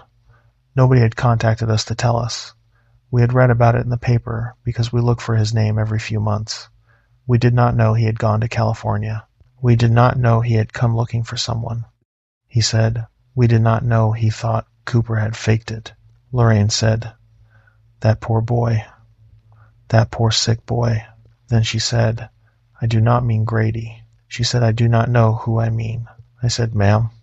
She said, "Thank you for calling us. Thank you for telling us. Nobody was going to tell us. We would never have known." Nate said, "Are you okay, son?" I said, "I am okay." Nate said, "Are you really?" I said, "No. I am getting there." Nate said, "That is honest of you. Thank you for being honest with us." We stayed on the phone for a while longer. They asked me about San Diego and about Denver and about what I did for work. Lorraine asked me if I had family. I told her about my parents in Denver and my sister in Colorado Springs. She asked me if I had somebody. I said not yet. She said she hoped I would. Before we hung up, Nate said, "Son, one thing." I said, "Yes, sir." He said, 22 years is not enough." I said, "No, sir, I know." He said, "But it is what we have." He said, "Take care of yourself." I hung up. I sat on the floor of my kitchen for a long time. Then I got up and I went to bed. That was the last time I ever spoke to the Lassiters. I sent them a Christmas card a few years later, and Lorraine sent one back, and that has been the extent of it. I do not know if I did the right thing by calling. I still think about it sometimes. There is another part of the story I have not talked about with many people. It happened between the arrest and the trial. in the months when I was living in Denver and going to therapy and slowly relearning how to walk to my car in a parking garage without checking every reflection. Detective Ramirez called me one afternoon in April. She said the DA had asked her to walk me through some of what the state's forensic psychologist had put in her report. She asked if I had a few minutes. I sat down on the floor of my apartment with the phone against my ear, and I said yes. She said the psychologist had spent about 12 hours interviewing Grady in the county jail, spread over 3 sessions. She said Grady had been cooperative. He had talked a great deal. Most of what he had talked about had been Cooper Lassiter. She said Grady had a document. He had asked his cousin to bring it to the jail, and his cousin had refused, but the psychologist had gotten permission to have the document brought over from the cousin's house under evidence supervision. It was a notebook. Grady had started it in prison in Nevada, about 3 years into his sentence. He had continued it after his release. The notebook was about 600 pages. It was in his handwriting. It was mostly notes on Cooper Lassiter. Grady had spent 8 years reconstructing everything he could remember about Coop and everything he could find out about Coop from his cell in Nevada. He had written down every conversation they had ever had, or that he could remember they had ever had, going back to when they had first met in their 20s. He had written down every place Coop had ever lived, every job he had ever had, every girlfriend Grady could remember him mentioning. He had also been writing down, for the past year and a half, what he thought Coop was doing now. He had written detailed scenarios of Coop hiding out in various cities. He had written descriptions of what Coop must look like now, based on how he had aged forward in Grady's imagination. The last 100 pages of the notebook were about me. They had started on a Wednesday, 6 weeks before he had walked into my apartment. That Wednesday morning was the first time he had ever seen me at the gym. Grady had gone home that day, and he had written 11 pages about seeing me. He had written that he was sure. He had written that he had known it the moment he had looked at my face. He had written that he had been patient for 8 years, that he had known this day would come, that he had trained himself to be ready for it. Then he had started following me. He had written down every single place he had followed me to, every meal I had eaten out, every drive I had taken, every time I had gone to the store, every friend I had spent time with. He had written notes on Bennett and on Everett. He had drawn small maps of my apartment complex. He had noted the times I usually got home from work. Detective Ramirez said the notebook was going to be entered as evidence at the trial. She said she wanted me to know that, so I would not be surprised when it came up. She said, "Silas, there is one more thing. This last part is the hard part." I said, "Okay." She said, "He had a plan for the night he came into your apartment." I said, "I know, he had the knife." She said, "No, the plan was longer than the knife. According to the psychologist's report, Grady's plan was to sit down with you and ask you the questions he had been thinking about for 8 years. He was going to give you the chance to explain yourself. He was going to give you until sunrise. He believed that if he waited long enough and asked the right questions, you would eventually tell him what he thought Coop knew." I said, "And if I did not tell him?" She said, "If you did not tell him, and if the sun came up and you were still saying you did not know what he was talking about, then he was going to conclude that you were the wrong Coop, that the real Coop must still be out there somewhere." I said, "And then what?" She said, "Then he was going to make sure you would not be in his way when he went to find the real one." I sat on the floor of my apartment with my back against the wall, and I held the phone against my ear, and I did not say anything for a long time. Ramirez said, "Silas." I said, "I am here." She said, "I am so sorry." I said, "Thank you for telling me." I told my therapist, Beth, about the notebook the next week. She let me sit in her office and not talk for about 10 minutes, and then she asked me what I thought about it, and I said what I thought about it was that a man had spent 8 years of his life becoming an expert on me before he had ever seen my face, and I had been walking around my life not knowing him, and he had come out of prison with all of that inside him and gone looking, and he had found me on a Wednesday morning at a gym. I said what I thought about it was that people can carry a specific shape of harm inside them for a very long time before they meet the person they are going to put it into. Beth said, "That is true." I said, And I think what scares me is that he did not need to be right. He just needed to believe he was right. He built a whole man out of a face he saw one time in a gym, and he was going to do the same thing to whoever came next. If not me, then somebody else who looked like Coop, or looked like his idea of Coop. Beth said, "Yes." I said, "I do not know what to do with that." Beth said, "We will find out what to do with that, together, over time." The next month, Beth started me on something she called dual attention work. She would ask me to hold a specific memory in my mind while she tapped a slow rhythm on a small wooden block she kept in her office. Left, right, left, right. She would ask me what I was seeing. I would tell her. She would ask me what I was feeling in my body. I would tell her. She would ask me to notice where the feeling lived. I would notice. Then she would keep tapping. We spent about 6 weeks on the moment I had turned on the light in my apartment and had seen Grady on the couch. Not the couch itself, not the knife, the moment before either of those. The single second between the flip of the switch and the recognition of what was on the couch. Beth said, "That is the moment that goes on the longest." I said, "Yes." Beth said, "That is where you have been living. That is the second that got frozen. Everything after it made sense. Everything before it made sense. That 1 second is where you have been going every night for a year." I said, "Yes." She said, "We are going to unfreeze it. We are going to run the tape forward." We did the work slowly. We took our time. Some sessions I cried. Some sessions I did not. Some sessions Beth would look at her watch and tell me we were done for the day, and I would blink and realize an hour had passed and I would not remember any of it clearly. By the end of that year, I could turn on the light in my kitchen without a small hitch in my hand.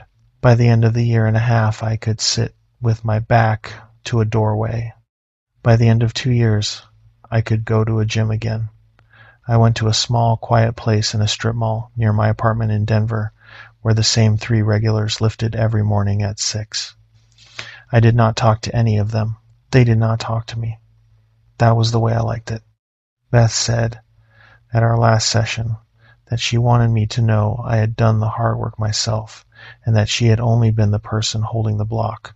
I said, "Thank you." She said, "One thing." I said, "Yes." She said, "This will surface again.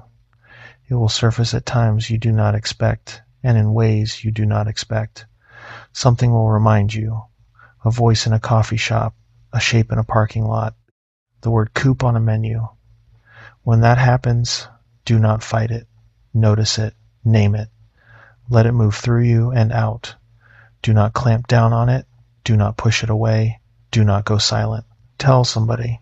I said, "Okay." She said, "I mean it. Tell somebody. Tell the person closest to you. Tell them the same day. Tell them within the hour." I said, "Okay." I have kept that promise. It is the only thing from that period of my life that I have carried into the next one without letting go of. I lived in that Denver apartment for 2 more years. I met a woman named Callie who worked at a bookstore near my apartment. We got married the summer I turned 32. We bought a small house north of the city. Grady Colfer is up for parole in 11 years, and I have set a reminder on my calendar for the beginning of that window.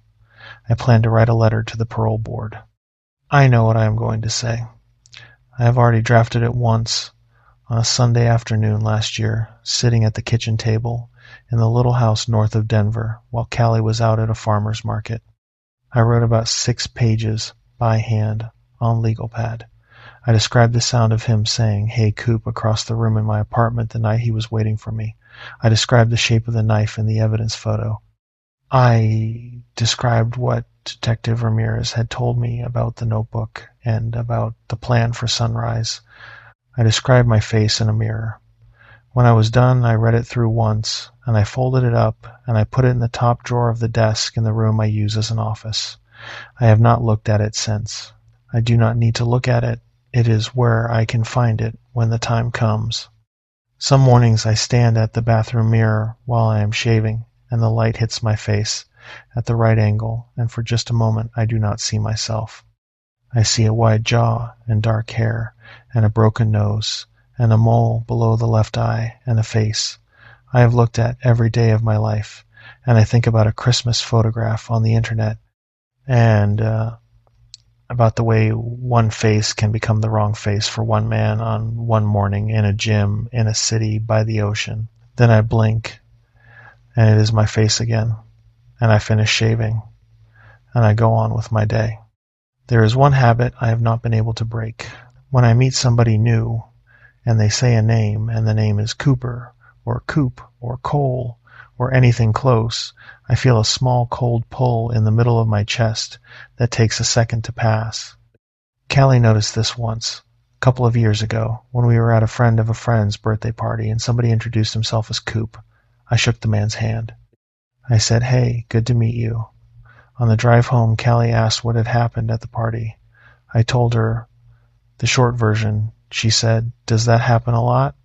I said, "No, almost never." She said, "But sometimes." I said, "Sometimes." She reached over and she put her hand on my hand, and she did not say anything else. That was all I needed her to do. Bennett called me last spring to tell me his sister was moving out of the Del Mar house.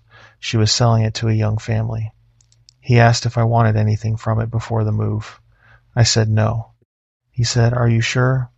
He said, "I know she still has that green couch." I said, "I do not want the couch, Bennett." He said, "Yeah, I did not think you did." He laughed a little. I laughed a little. We stayed on the phone for a while. Bennett is going to be the best man at nothing, because he already was the best man at our wedding, but he stood up for me when Callie and I said our vows, and he read a short thing he had written by hand on a folded piece of paper, and he did not mention any of what had happened in San Diego. He talked about a road trip we had taken in college. He talked about a mixtape I had made for him for his 18th birthday. He talked about the way I made pancakes on Sunday mornings when we lived together. He did not say the name Grady out loud one time. I stood next to him at the altar and I thought, this is what the man saved. This is what he brought back to me from that convenience store parking lot on El Cajon Boulevard at 3 a.m. This entire life. Callie and I have a daughter now. She is 14 months old. Her name is Nora. She has dark hair like mine. Sometimes at night I stand in her doorway and I watch her sleep and I think about faces, and how faces are given to us by our families, and how our families never quite know what the world is going to make of them, and how we do not either. I do not know what to do with any of that. I do not think I have to know. I go to bed. I sleep next to my wife. I get up in the morning. I make pancakes on Sundays. I go on. That is how it works. That is all I know. The padlock on the storage unit was not the one the building manager had a key for. He cut it with the bolt cutters, and he pushed the door open, and inside there was a queen-size mattress on the floor with a sleeping bag on it, 6 one-gallon jugs of water lined up along the far wall, a battery-operated camping stove, and a taped-up photograph of my face on the concrete wall above the mattress. That was the first thing I saw when he pulled the door open. That was the moment I understood how long the man had been down there, in the dark, underneath the building where I had been sleeping every night for the past year and a half. I moved to Austin, Texas, from Houston in the spring of 2021. I was 26. I had been bartending for about 4 years by that point, first at a place off Washington Avenue in Houston, and then at a couple of other bars around town. And I had gotten a job offer through a friend of a friend to come tend bar at a place on East 6th Street called the Cactus Room. The Cactus Room was one of those bars that looked like every other bar on East 6th from the outside, 4th floor of a 9-story building that had been built maybe 8 years earlier, one of those buildings that had gone up during the Austin construction boom, with a small pool on the roof and a package room on the ground floor, and a parking garage that took up the first 2 levels, and a sub-basement below the garage that had a couple dozen small tenant storage units in it that most of the tenants used for luggage and camping gear and Christmas decorations. I did not have a car. I had sold my car when I moved from Houston because East 6th had almost no parking, and my bar was walking distance from a lot of my regular haunts. When I needed to get somewhere, or when I got off shift at 2:30 in the morning and did not feel like walking the mile back home, I used rideshare apps I had Uber. I had Lyft. I used both about equally. On a normal week, I probably took 8 to 10 rides. That is how I met Warren.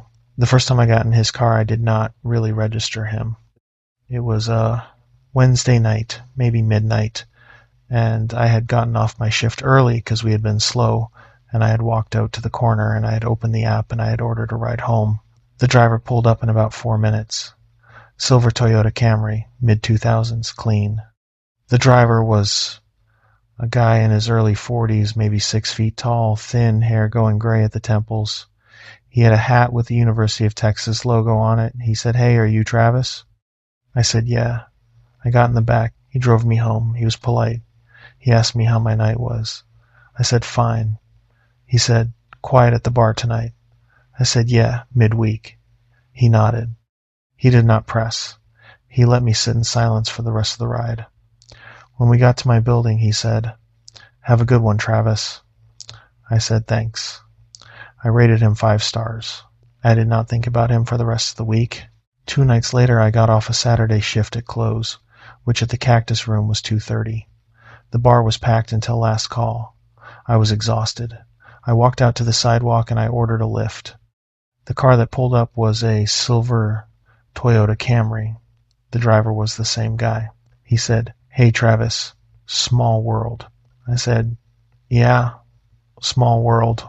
He said, "I was around the corner at the coffee shop when your ride came in." He said his name was Warren. He asked how my night was. I told him it was busy. He drove me home. Nothing weird, just a driver having a conversation. I did not think much of it. Austin had a lot of drivers. Some of them were regulars in certain neighborhoods. There was a coffee shop about a block from the Cactus Room that a lot of drivers would sit at during the last call rush waiting for pings. It made sense that if he had been there twice in a week, I might get him twice. The next time was Tuesday. Small crowd at the bar. I closed out at around 1. I opened Uber. Warren pulled up in the Camry. He said, "Hey, Travis, 3rd time is a charm." I said, "Guess so." I got in the back. He drove me home. On the way home, he said, "So what got you into bartending?" I told him the short version. He was a good listener. He asked follow-up questions. He was warm without being pushy. I could see how a person could talk to him for a whole drive and not think about it. By the time we got to my building, I had told him I lived on the 4th floor. I had told him my roommate's name was Owen. I had told him I had grown up in Houston. I had told him I had a sister who lived in Dallas. I had told him I had a girlfriend named Miriam back in Houston who I had broken up with about 8 months earlier. I did not realize how much I had told him until I was walking to the elevator and Owen was making pasta in the kitchen, and Owen said, "How was work?" And I opened my mouth to answer, and I realized the last 10 minutes of my day, in which I had been talking to my Uber driver, had been the most personal conversation I had had all week. The following Monday, I got Warren again. By that point, I was starting to notice the pattern. I said, "Travis, that is not random." I said, "I know." He said, "When is the last time you got somebody who was not him?" I said, "This Wednesday I got a woman named Beatriz in a green Prius." He said, "And before her the whole 10 days. I said, "No. It has been Warren every time." Caleb said, "Is your girlfriend cool with you telling strangers about her?" I said, "We broke up." And I told him that too. My driver, I mean. Caleb looked at me for a long moment. He said, "Brother, I want you to change your habit. I want you to walk to the corner at 5th and Netches instead of stepping out our front door when you call your ride. I want you to change apps every 3rd ride. I want you to log out of Uber for 2 weeks and use Lyft exclusively. I want you to see if the same guy shows up when you are doing all those things." I said, "That feels paranoid." Caleb said, "Brother, it is paranoid. Do it anyway. If nothing happens, we will laugh about it in a month, and you can go back to what you were doing. If something does happen, you will thank me." I said, "Okay." I did the things Caleb told me to do. I logged out of Uber. I used only Lyft for 2 weeks. I walked 2 blocks from the bar to different corners on different nights to call my ride. I varied my end of shift times by 15 or 20 minutes when I could. For 6 days I got different drivers. On the 7th day, at the corner of 5th and Netches at 2:40 in the morning, a silver Toyota Camry pulled up. The driver was Warren. He said, "Hey Travis, you were getting hard to find." I did not say anything to Warren about it. I got in the car. I let him drive me home. I did not answer as many of his questions. He noticed. He did not push. He said, "Quiet tonight," and I said, "Yeah, tired," and he did not say much for the rest of the drive. When we got to my building, he said, "Well, Travis, have a good night." I said, "Thanks." I closed the door. I stood on the sidewalk and I watched him drive off. Then I opened both apps on my phone. I checked my ride history. Warren had picked me up 4 times in 10 days. 2 on Uber, 2 on Lyft. His last name in one app was Beltran. His last name in the other app was Beltran Shaw. Photos were slightly different, but recognizable as the same guy. I went upstairs. I sat on the couch. Owen was watching a hockey game. I asked him a hypothetical question about how the rideshare algorithms worked. Owen worked in IT for a different kind of software, but he understood how these systems tended to be built. He said the apps assigned drivers based on proximity and driver rating, weighted toward drivers who had accepted a lot of recent rides in that specific area. He said if a driver deliberately positioned himself close to a pickup spot and refreshed his availability at the right moment, he could effectively guarantee getting most pings in that area. I said, "Could a driver target one specific rider?" Owen said, "Not really. Not unless he was psychic. The rider is anonymous until you accept the ping. All the driver knows is the pickup point and the drop-off area." I said, "But if the pickup point and the drop-off area were the same every time?" Owen looked at me. He said, "What?" I told him about Warren. I told him about the 4 rides in 10 days. I told him about the different last name on the 2 apps. Owen said, "Okay, that is not right." I said, "No." Owen said, "Could you take a different bar closing route?" I said, "I could walk. It is a mile." Owen said, "Walk." I walked for the next 2 weeks. My feet hurt. I hated it, but the walk let me clear my head after shift, and I saw more of my neighborhood at 3 in the morning than I ever had, and it kept me out of Warren's car. Warren was still there. The first Friday after I started walking, I came out of the bar close, and I was standing on the sidewalk waiting for a group of my coworkers to finish counting their tips so we could all walk to the same 24-hour taco place. And a silver Camry was parked halfway up the block on the same side of the street. The car was not running. There were no lights on. But the shape of a person was sitting in the driver's seat, and the person was looking at his phone. I told my coworker Caleb about it. Caleb had been at the Cactus Room for 6 years. He was the head bartender. He was 32, big, had a scar on his eyebrow from a scooter accident, and he did not tolerate any nonsense from anybody. Caleb walked back with me to the corner, and we looked at the car together. Caleb said, "Is that him?" I said, "That is his car." Caleb said, "And he is not on the app tonight." I said, "I have the app open. Nobody is close to us. The closest driver is a woman named Priya in a Kia 4 minutes away." Caleb said, "So he is just sitting there?" I said, "Yes." Caleb pulled out his own phone. He turned on the video. He walked slowly, not toward the car, just parallel to it, on our side of the street. He panned the phone across the car as he passed. He got a shot of the license plate. He kept walking.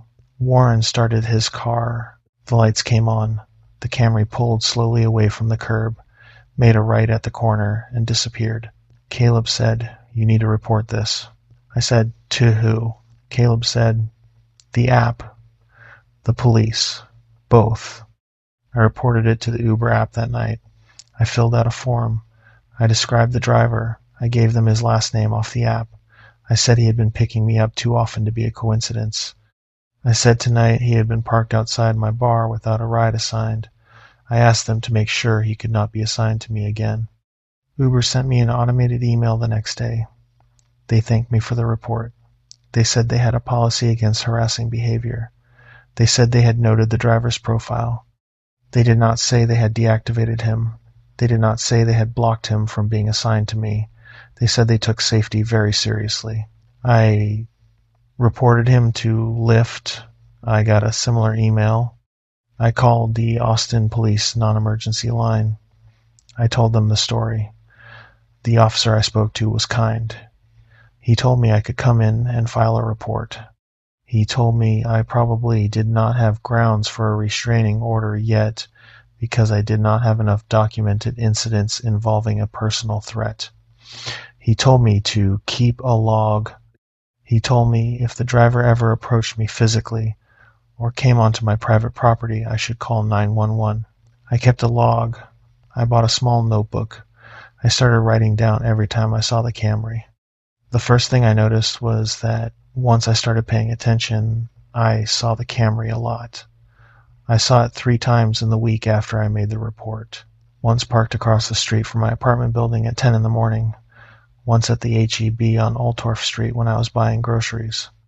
Once at a gas station on East Riverside where I had never been before, but where I had walked to pick up a coworker who had had her car towed. Every time I saw the Camry, it was parked. Warren was not driving. He was sitting still. He was looking at his phone.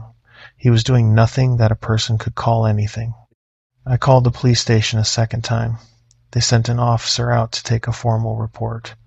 The officer was a woman named Whitaker. She sat with me at a coffee shop near my apartment, and I showed her my log. She said, "This is enough to open a case." She said the challenge was going to be building the evidence. She said we needed to get proof of him actively pursuing me, not just being places I could see him. She said, "Do you have cameras on your building?" I said, "In the garage and in the lobby." She said, "I am going to pull the footage from the last 6 weeks." Officer Whitaker called me back 3 days later. She said she had pulled the footage from the parking garage cameras going back 6 weeks. She said the Camry appeared in the garage 17 times. I said, 17? She said 17. He was not parking in a marked spot. He was pulling into the loading area near the freight elevator, staying for anywhere from 20 minutes to 2 hours, and then leaving. He was almost always there in the middle of the day, between about 10 in the morning and about 3 in the afternoon. I said, "That is when I am usually asleep." Officer Whitaker said, "Yes." I said, "Was he coming into the building?" She said, "We do not have footage of the interior stairwell that connects the garage to the residential floors because there is a broken camera on the 3rd level of the garage. But we do have footage from the freight elevator. He never took the freight elevator." I said, "So what was he doing in the garage?" She said, "I do not know." She asked me if I had noticed any evidence that anyone had been inside my apartment. I told her no. She asked me if any of my mail had gone missing. I told her I did not think so. She asked me if anything had been left for me. Any packages? Any notes? I said no, nothing like that. 2 days later, a small box was left at the door to my apartment. Owen was home when it happened. Owen was in the kitchen. He heard a soft sound outside the front door. He did not think much of it, but a few minutes later he went out to grab something from the storage room down the hallway, and he saw the box sitting on the mat outside our door. It was brown cardboard, about the size of a shoebox. There was no shipping label. There was no return address. It had been placed neatly against the door. Owen called me. I was working. I told him not to open it. I called Officer Whitaker. Officer Whitaker came out with another officer. They did not open the box in the hallway. They took it back to the station. They called me the next day. They said the box had been x-rayed and then opened. Inside was a single bottle of Bullite rye whiskey. It was the whiskey I drank at the end of every shift, and it was the whiskey I kept in my kitchen at home. Warren would have known both of those things because he had seen me drinking a shot of it at the bar. During the 15 minutes it took the officers to walk through what I now understood to be his 9th or 10th or 13th pass-through. My apartment building's parking garage. There had also been a small folded piece of paper in the box. It was a napkin from the cactus room. On the back of the napkin, in ballpoint pen, someone had written a single line. The line was, "Thinking of you tonight." Officer Whitaker asked me if I would consent to putting a camera on my front door. I said yes. She had a small motion-activated camera installed above my apartment door within the day. 3 nights later, the camera recorded a person in a University of Texas hat standing outside my door for 4 minutes at 3:15 in the morning.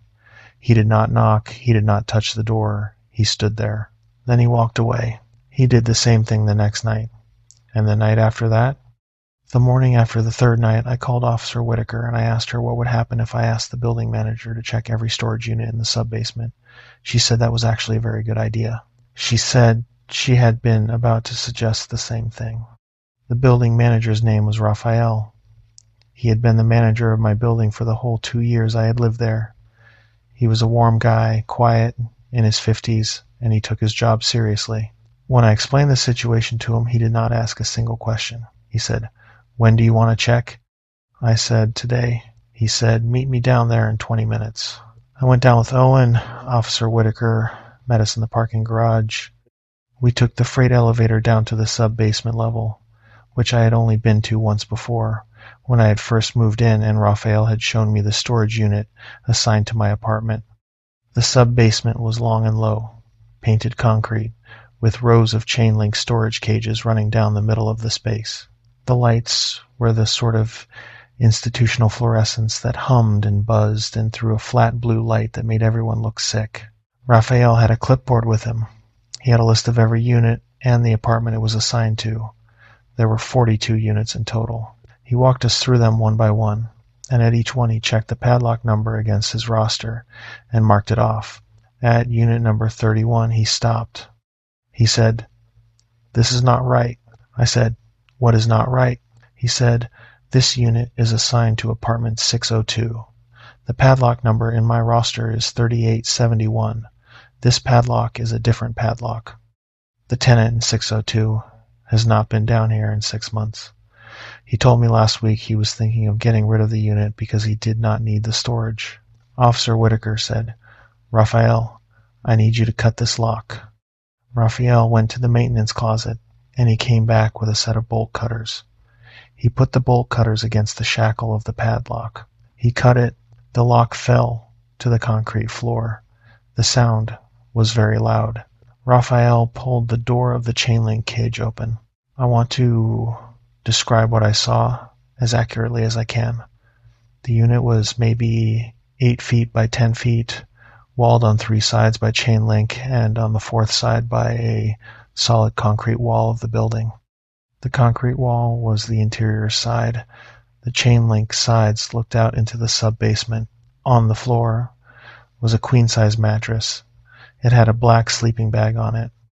Next to the mattress was a folded pile of clothes, arranged neatly, 5 shirts and 3 pairs of pants, and some socks and underwear. Next to the pile of clothes was a battery-powered camping stove, still sealed in its box. 6 one-gallon jugs of water were lined up against the far wall. 2 cases of Cliff Bars. A small trash bag with the mouth folded closed. A gym duffel with a couple of books in it. An empty coffee cup. The concrete wall above the mattress had been covered in photographs. Not framed, not organized in any pattern I recognized right away. Just taped up, one after the other, in overlapping layers. There were probably 300 of them. I stepped into the unit slowly. Officer Whitaker was behind me. She was already on her radio calling for backup and forensics. Owen stayed by the door. Raphael was pale. I walked up to the wall. Most of the photographs were of me. The photographs were organized. I did not see it at first, because the layering made it look chaotic, but Officer Whitaker walked slowly along the wall, and she began to point out the sections. There were sections. The wall had been curated. The bottom left corner was Harper's in Houston, 2017 through 2018. Photographs of me at the register, photographs of me leaning on the back bar, photographs of me from the far side of the room with a beer in my hand at the end of a shift. That section covered about a 2-foot square area. There were probably 80 photographs in it. Above that section was the second bar in Houston, a place called El Ranchito on Alameda Road that I had worked at for about 7 months in 2019. Fewer photographs, maybe 40. The angles were different. Most of them appeared to have been taken from outside the front window looking in. To the right of El Ranchito was a small section of about 10 photographs from a bar in South Austin I had worked at when I first moved from Houston. That section was small, because I had only worked there for about 8 weeks before moving to the Cactus Room. The largest section was the Cactus Room. It covered the entire middle of the wall. Photographs of me behind the bar, photographs of me leaving through the side door on 6th, photographs of me at the coffee shop next door, photographs of me on my walk home, photographs of me in the parking garage of my building, photographs of me riding the elevator, photographs of the door to my apartment, photographs taken through the small window in the stairwell that looked out onto the parking garage where my building's garbage cans were. There was a section in the upper right corner that was different from the rest. Officer Whitaker did not point it out. I saw it on my own. It was a section of about 12 photographs, and I was not in them. They were photographs of my sister Nora and my mother and my father, all taken in Houston. My parents' front porch, my mother in her garden, my father at the little community pool at the end of their block, Nora at what looked like a park in Dallas where she lived now. I turned to Officer Whitaker. She was already looking at me. I said, "My family is in these too." She said, "I know. I am going to reach out to the Houston Police Department this afternoon." I said, "Warren has never been near my family." She said, "We do not know that. We are going to find out." I looked back at the wall. I looked at the photograph of my mother in her garden. She was wearing the yellow apron she always wore when she was doing her yard work. She was holding a pair of clippers. She was smiling at whoever had taken the photograph, but the angle was wrong, and she was not really smiling at the photographer. She was smiling at a bird feeder that was 6 inches to the left of where the photograph had been taken from. Warren had been standing in her yard, and she had not seen him, and she had smiled at something behind him that she had thought was what she was looking at. I did not tell Officer Whitaker what I was thinking in that moment. I did not tell anyone. I stood at the wall of the storage unit, and I looked at my mother in her yellow apron, and I thought about the fact that a man had been standing in her yard in Houston, 300 miles away, taking a photograph, and none of us had known. They had been taken from many different places. Some were from the street across from the Cactus Room, showing me through the front window of the bar working behind the counter. Some were long lens shots of me walking on East 6th. Some had been taken from the parking garage of my building, showing me getting out of a car or walking to the elevator with a bag of groceries. Some were shots of my apartment window from the outside of the building. In one of those shots you could see a blurry shape that I recognized after a moment as me at the sink in the kitchen washing a dish. There were photographs of me at bars I had not worked at in years. There was a photograph of me sitting at a booth at a place called Harper's on Washington Avenue in Houston.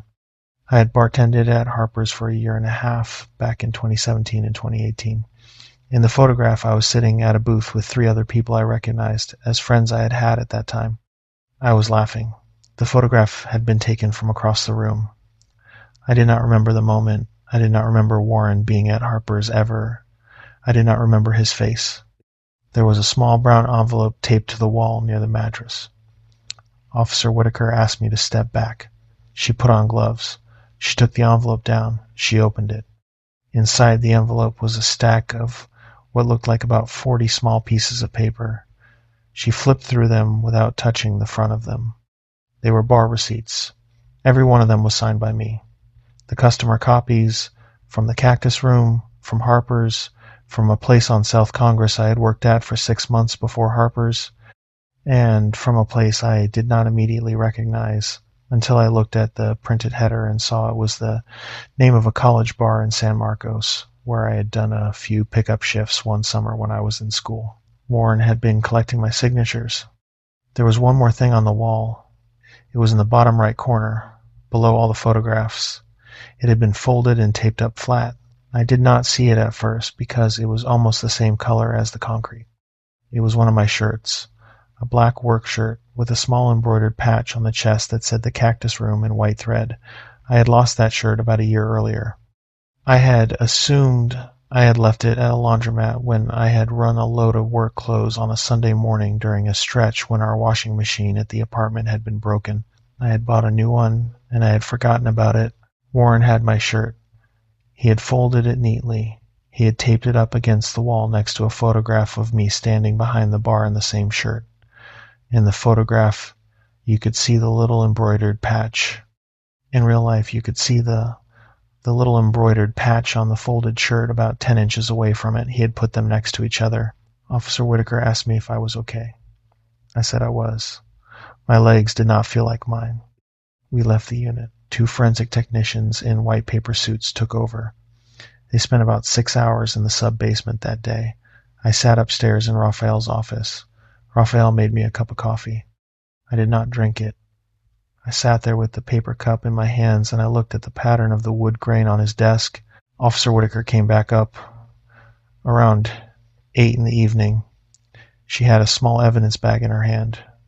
She said, "Travis, one more thing." She held up the bag. Inside was a folded rectangle of paper about the size of a matchbook. She said, "This was under his mattress. It is a rider profile printout from the Uber app. It has your address, your usual pickup and drop-off points, your rating as a passenger, and a photograph of you from the app." He printed it out. Whoever gave it to him had inside access to the driver-facing side of the app. I said, "So somebody at Uber gave him my information." She said, "Or he got it from a driver who had inside access. Somebody sold it, or somebody handed it over. We are going to look into it. But I want you to know that." I said, "Thank you." She said, "One more thing." I said, "Okay." She said, "The printout is dated May of last year, 2 months before he ever picked you up." I sat with that for a while. She did not press. She let me sit. Officer Whitaker asked me if I could think of any way I had known Warren before this last year. I looked at the wall. I looked at the photographs of me at Harper's. I did not remember him. She said, "Would he have been a regular at any of the places you worked?" I said, "I do not know. Bartenders serve a lot of people. If he never made himself memorable, I could have poured him drinks 100 times and never really seen him."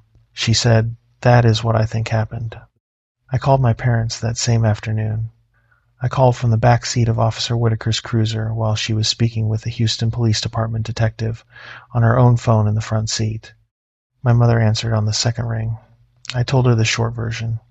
I told her the police were going to come by later that day to talk to her and my father. I told her Nora was fine, and I had already left Nora a voicemail, but I wanted her to know before the officers showed up so she would not be scared. My mother said, "Is he in jail?" I said, "They will pick him up tonight." She said, "And you?" I said, "I am okay.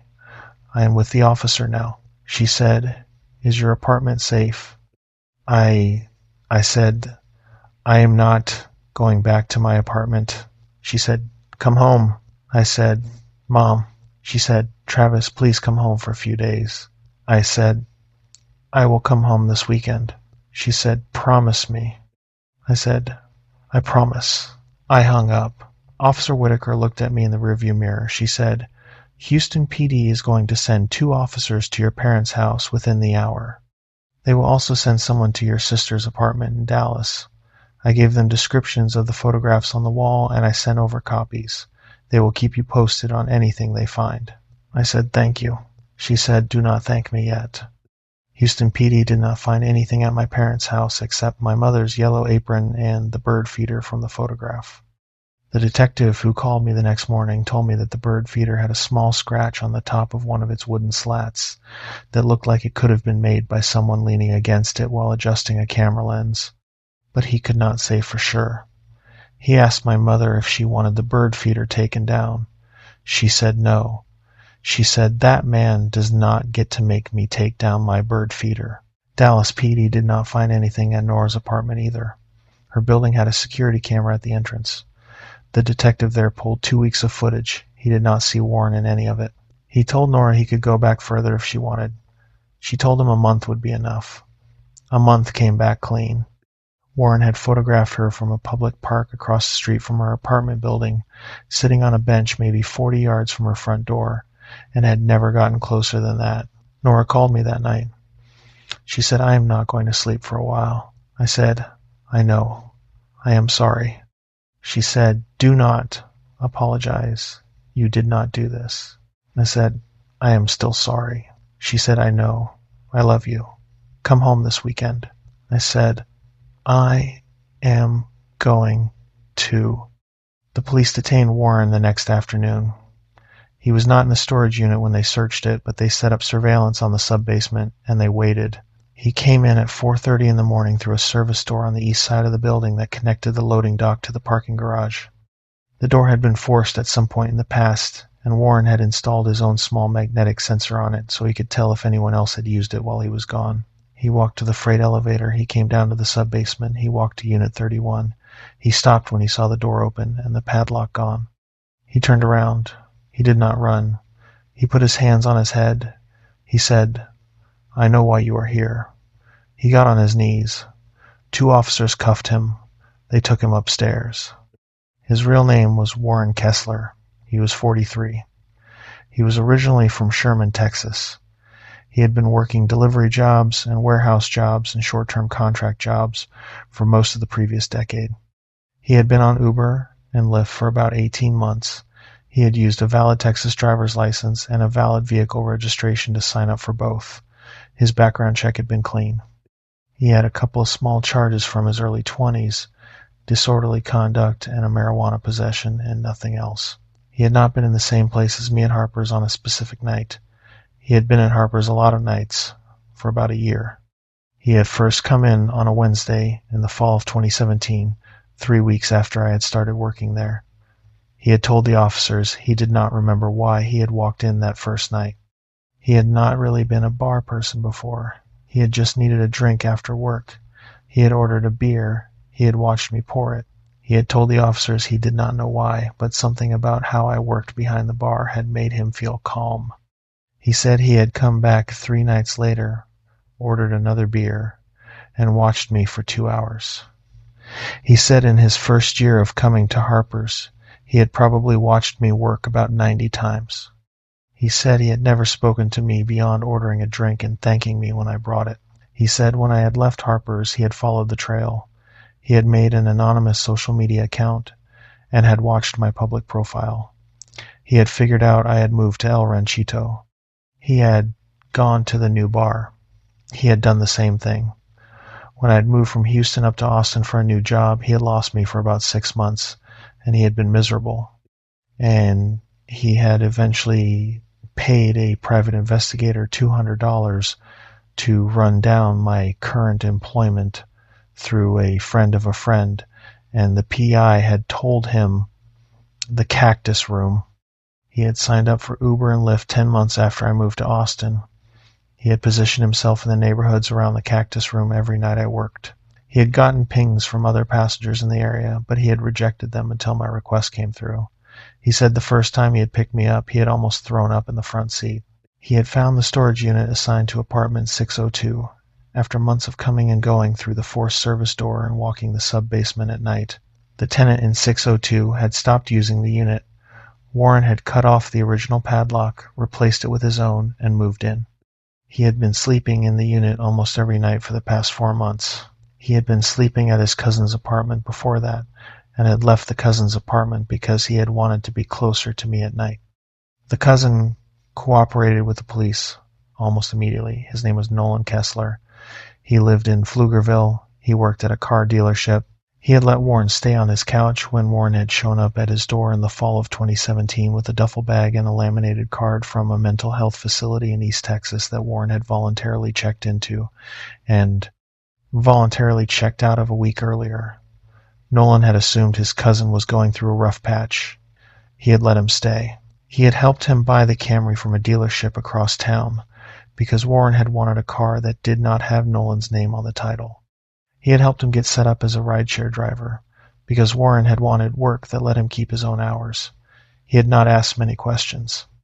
Nolan told Officer Whitaker that he had noticed Warren was gone from his couch a lot in the past year, sometimes for weeks at a time. He had assumed Warren was seeing someone.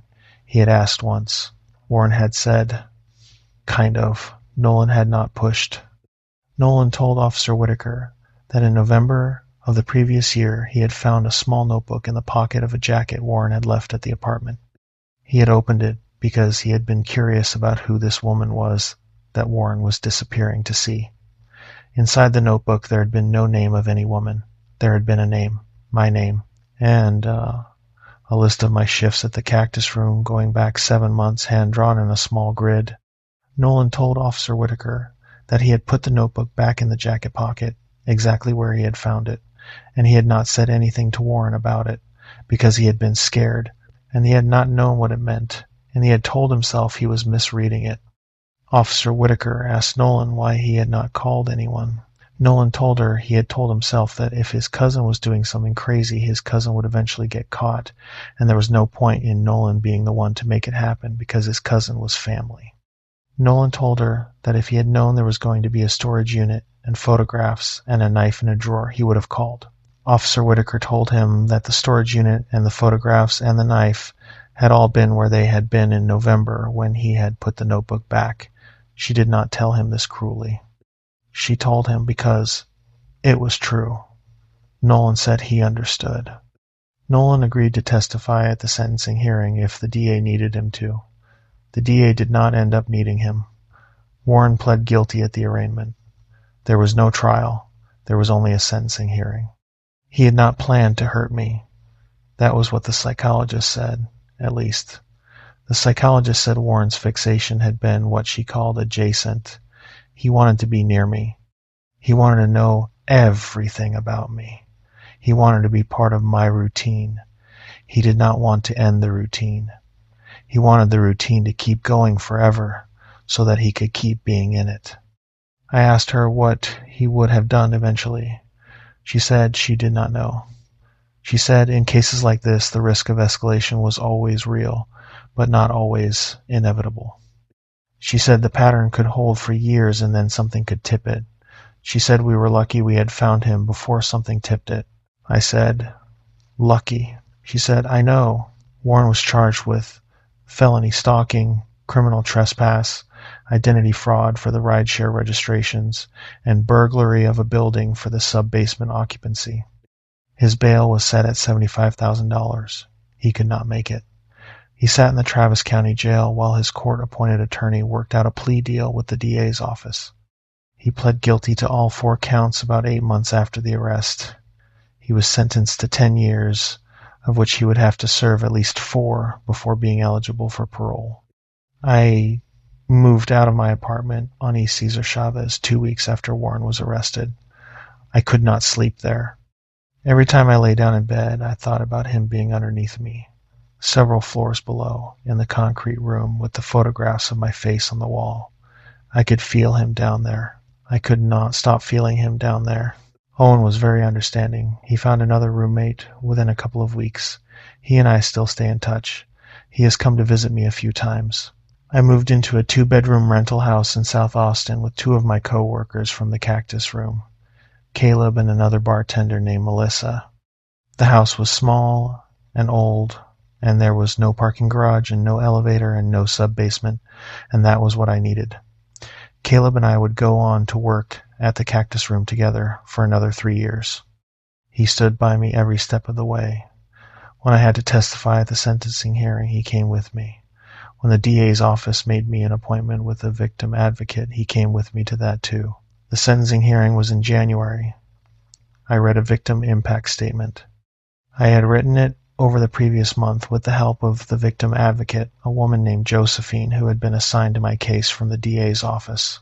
Josephine was in her 60s and had done this work for 2 decades, and she told me the statements that landed hardest with judges were the ones that did not try to be big.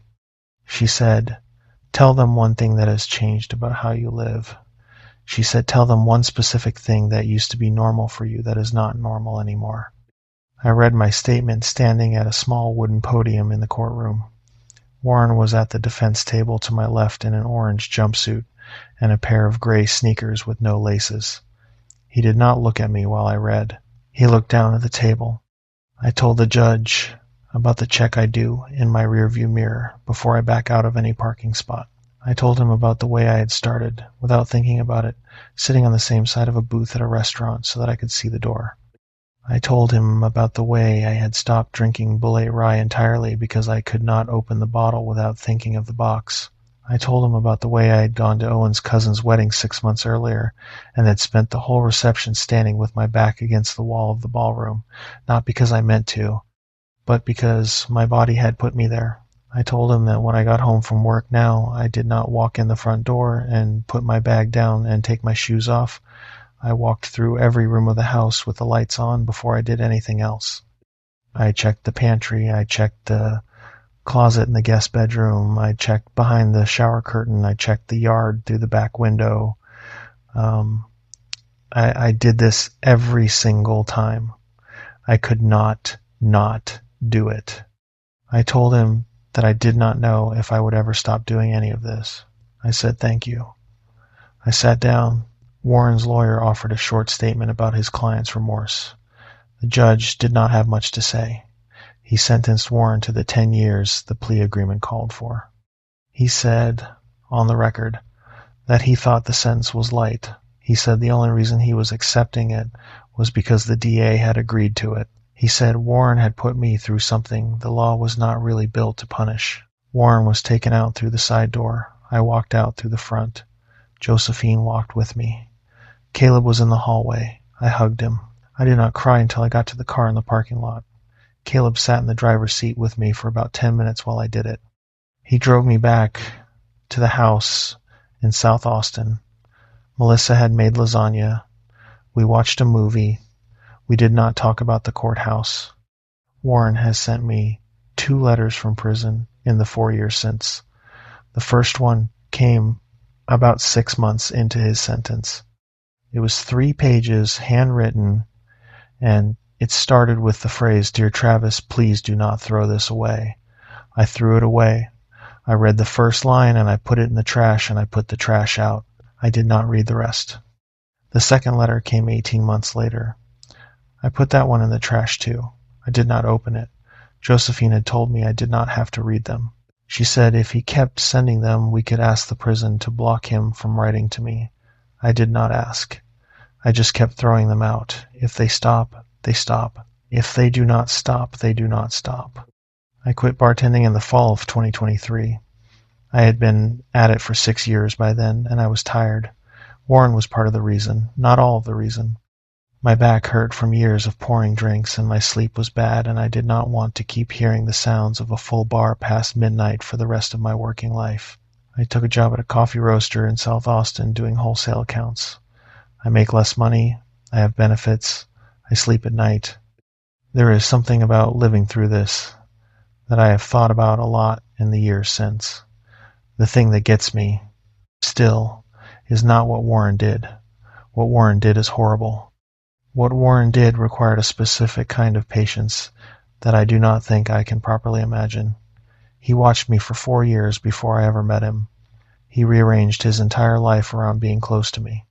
He rented a storage unit and slept on a mattress in the sub-basement of my apartment building for months.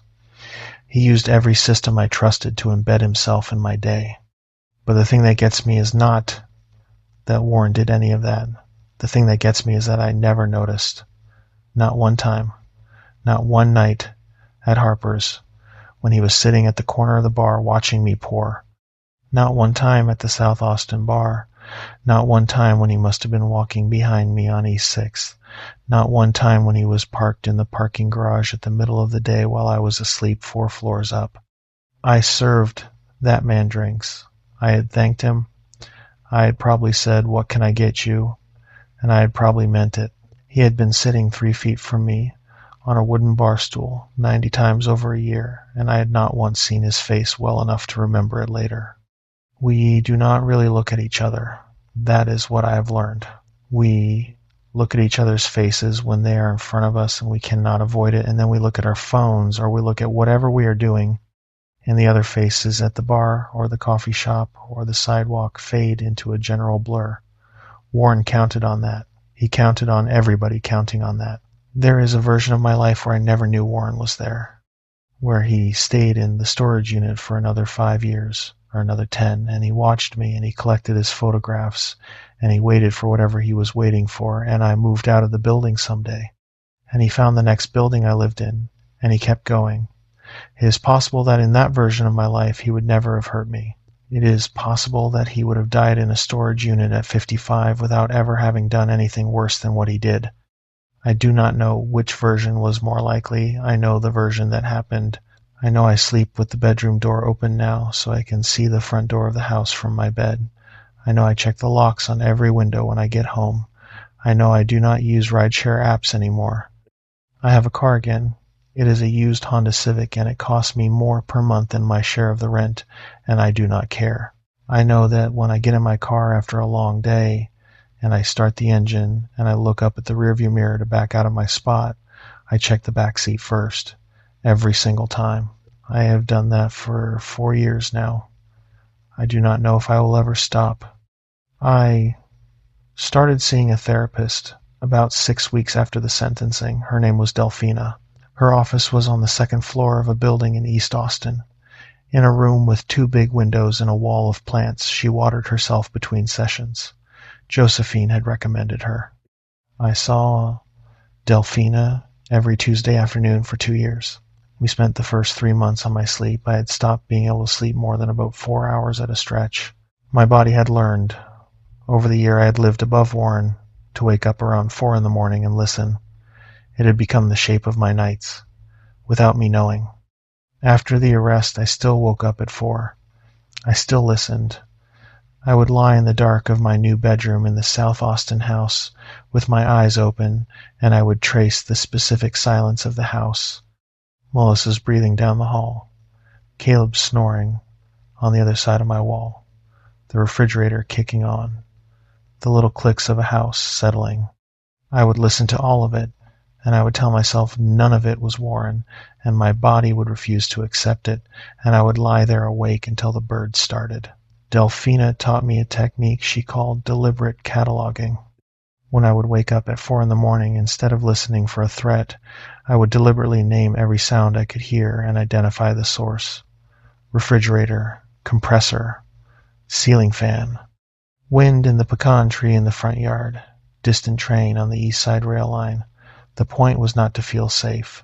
The point was to give my brain a job so that it stopped freelancing. It worked. Not all at once. Slowly. By month 6 of therapy, I was sleeping through until 6. By month 12, I was sleeping through until 7. By the time we stopped meeting, I could sleep through the night most nights. And when I could not, I could name what was happening and I could write it out. Delphina did not spend a lot of time with me on Warren himself. She said Warren was a fact of my past. She said the work was not about Warren. The work was about the version of me that Warren had made. She said the goal was not to erase that version of me. The goal was to give that version of me a place to sit that was not the driver's seat. I do not know if I fully understood that when she said it. I think I understand it now. I saw a picture of Warren in the Austin American-Statesman about a year ago. There had been an article about the state parole board and a debate about a particular class of nonviolent offenses.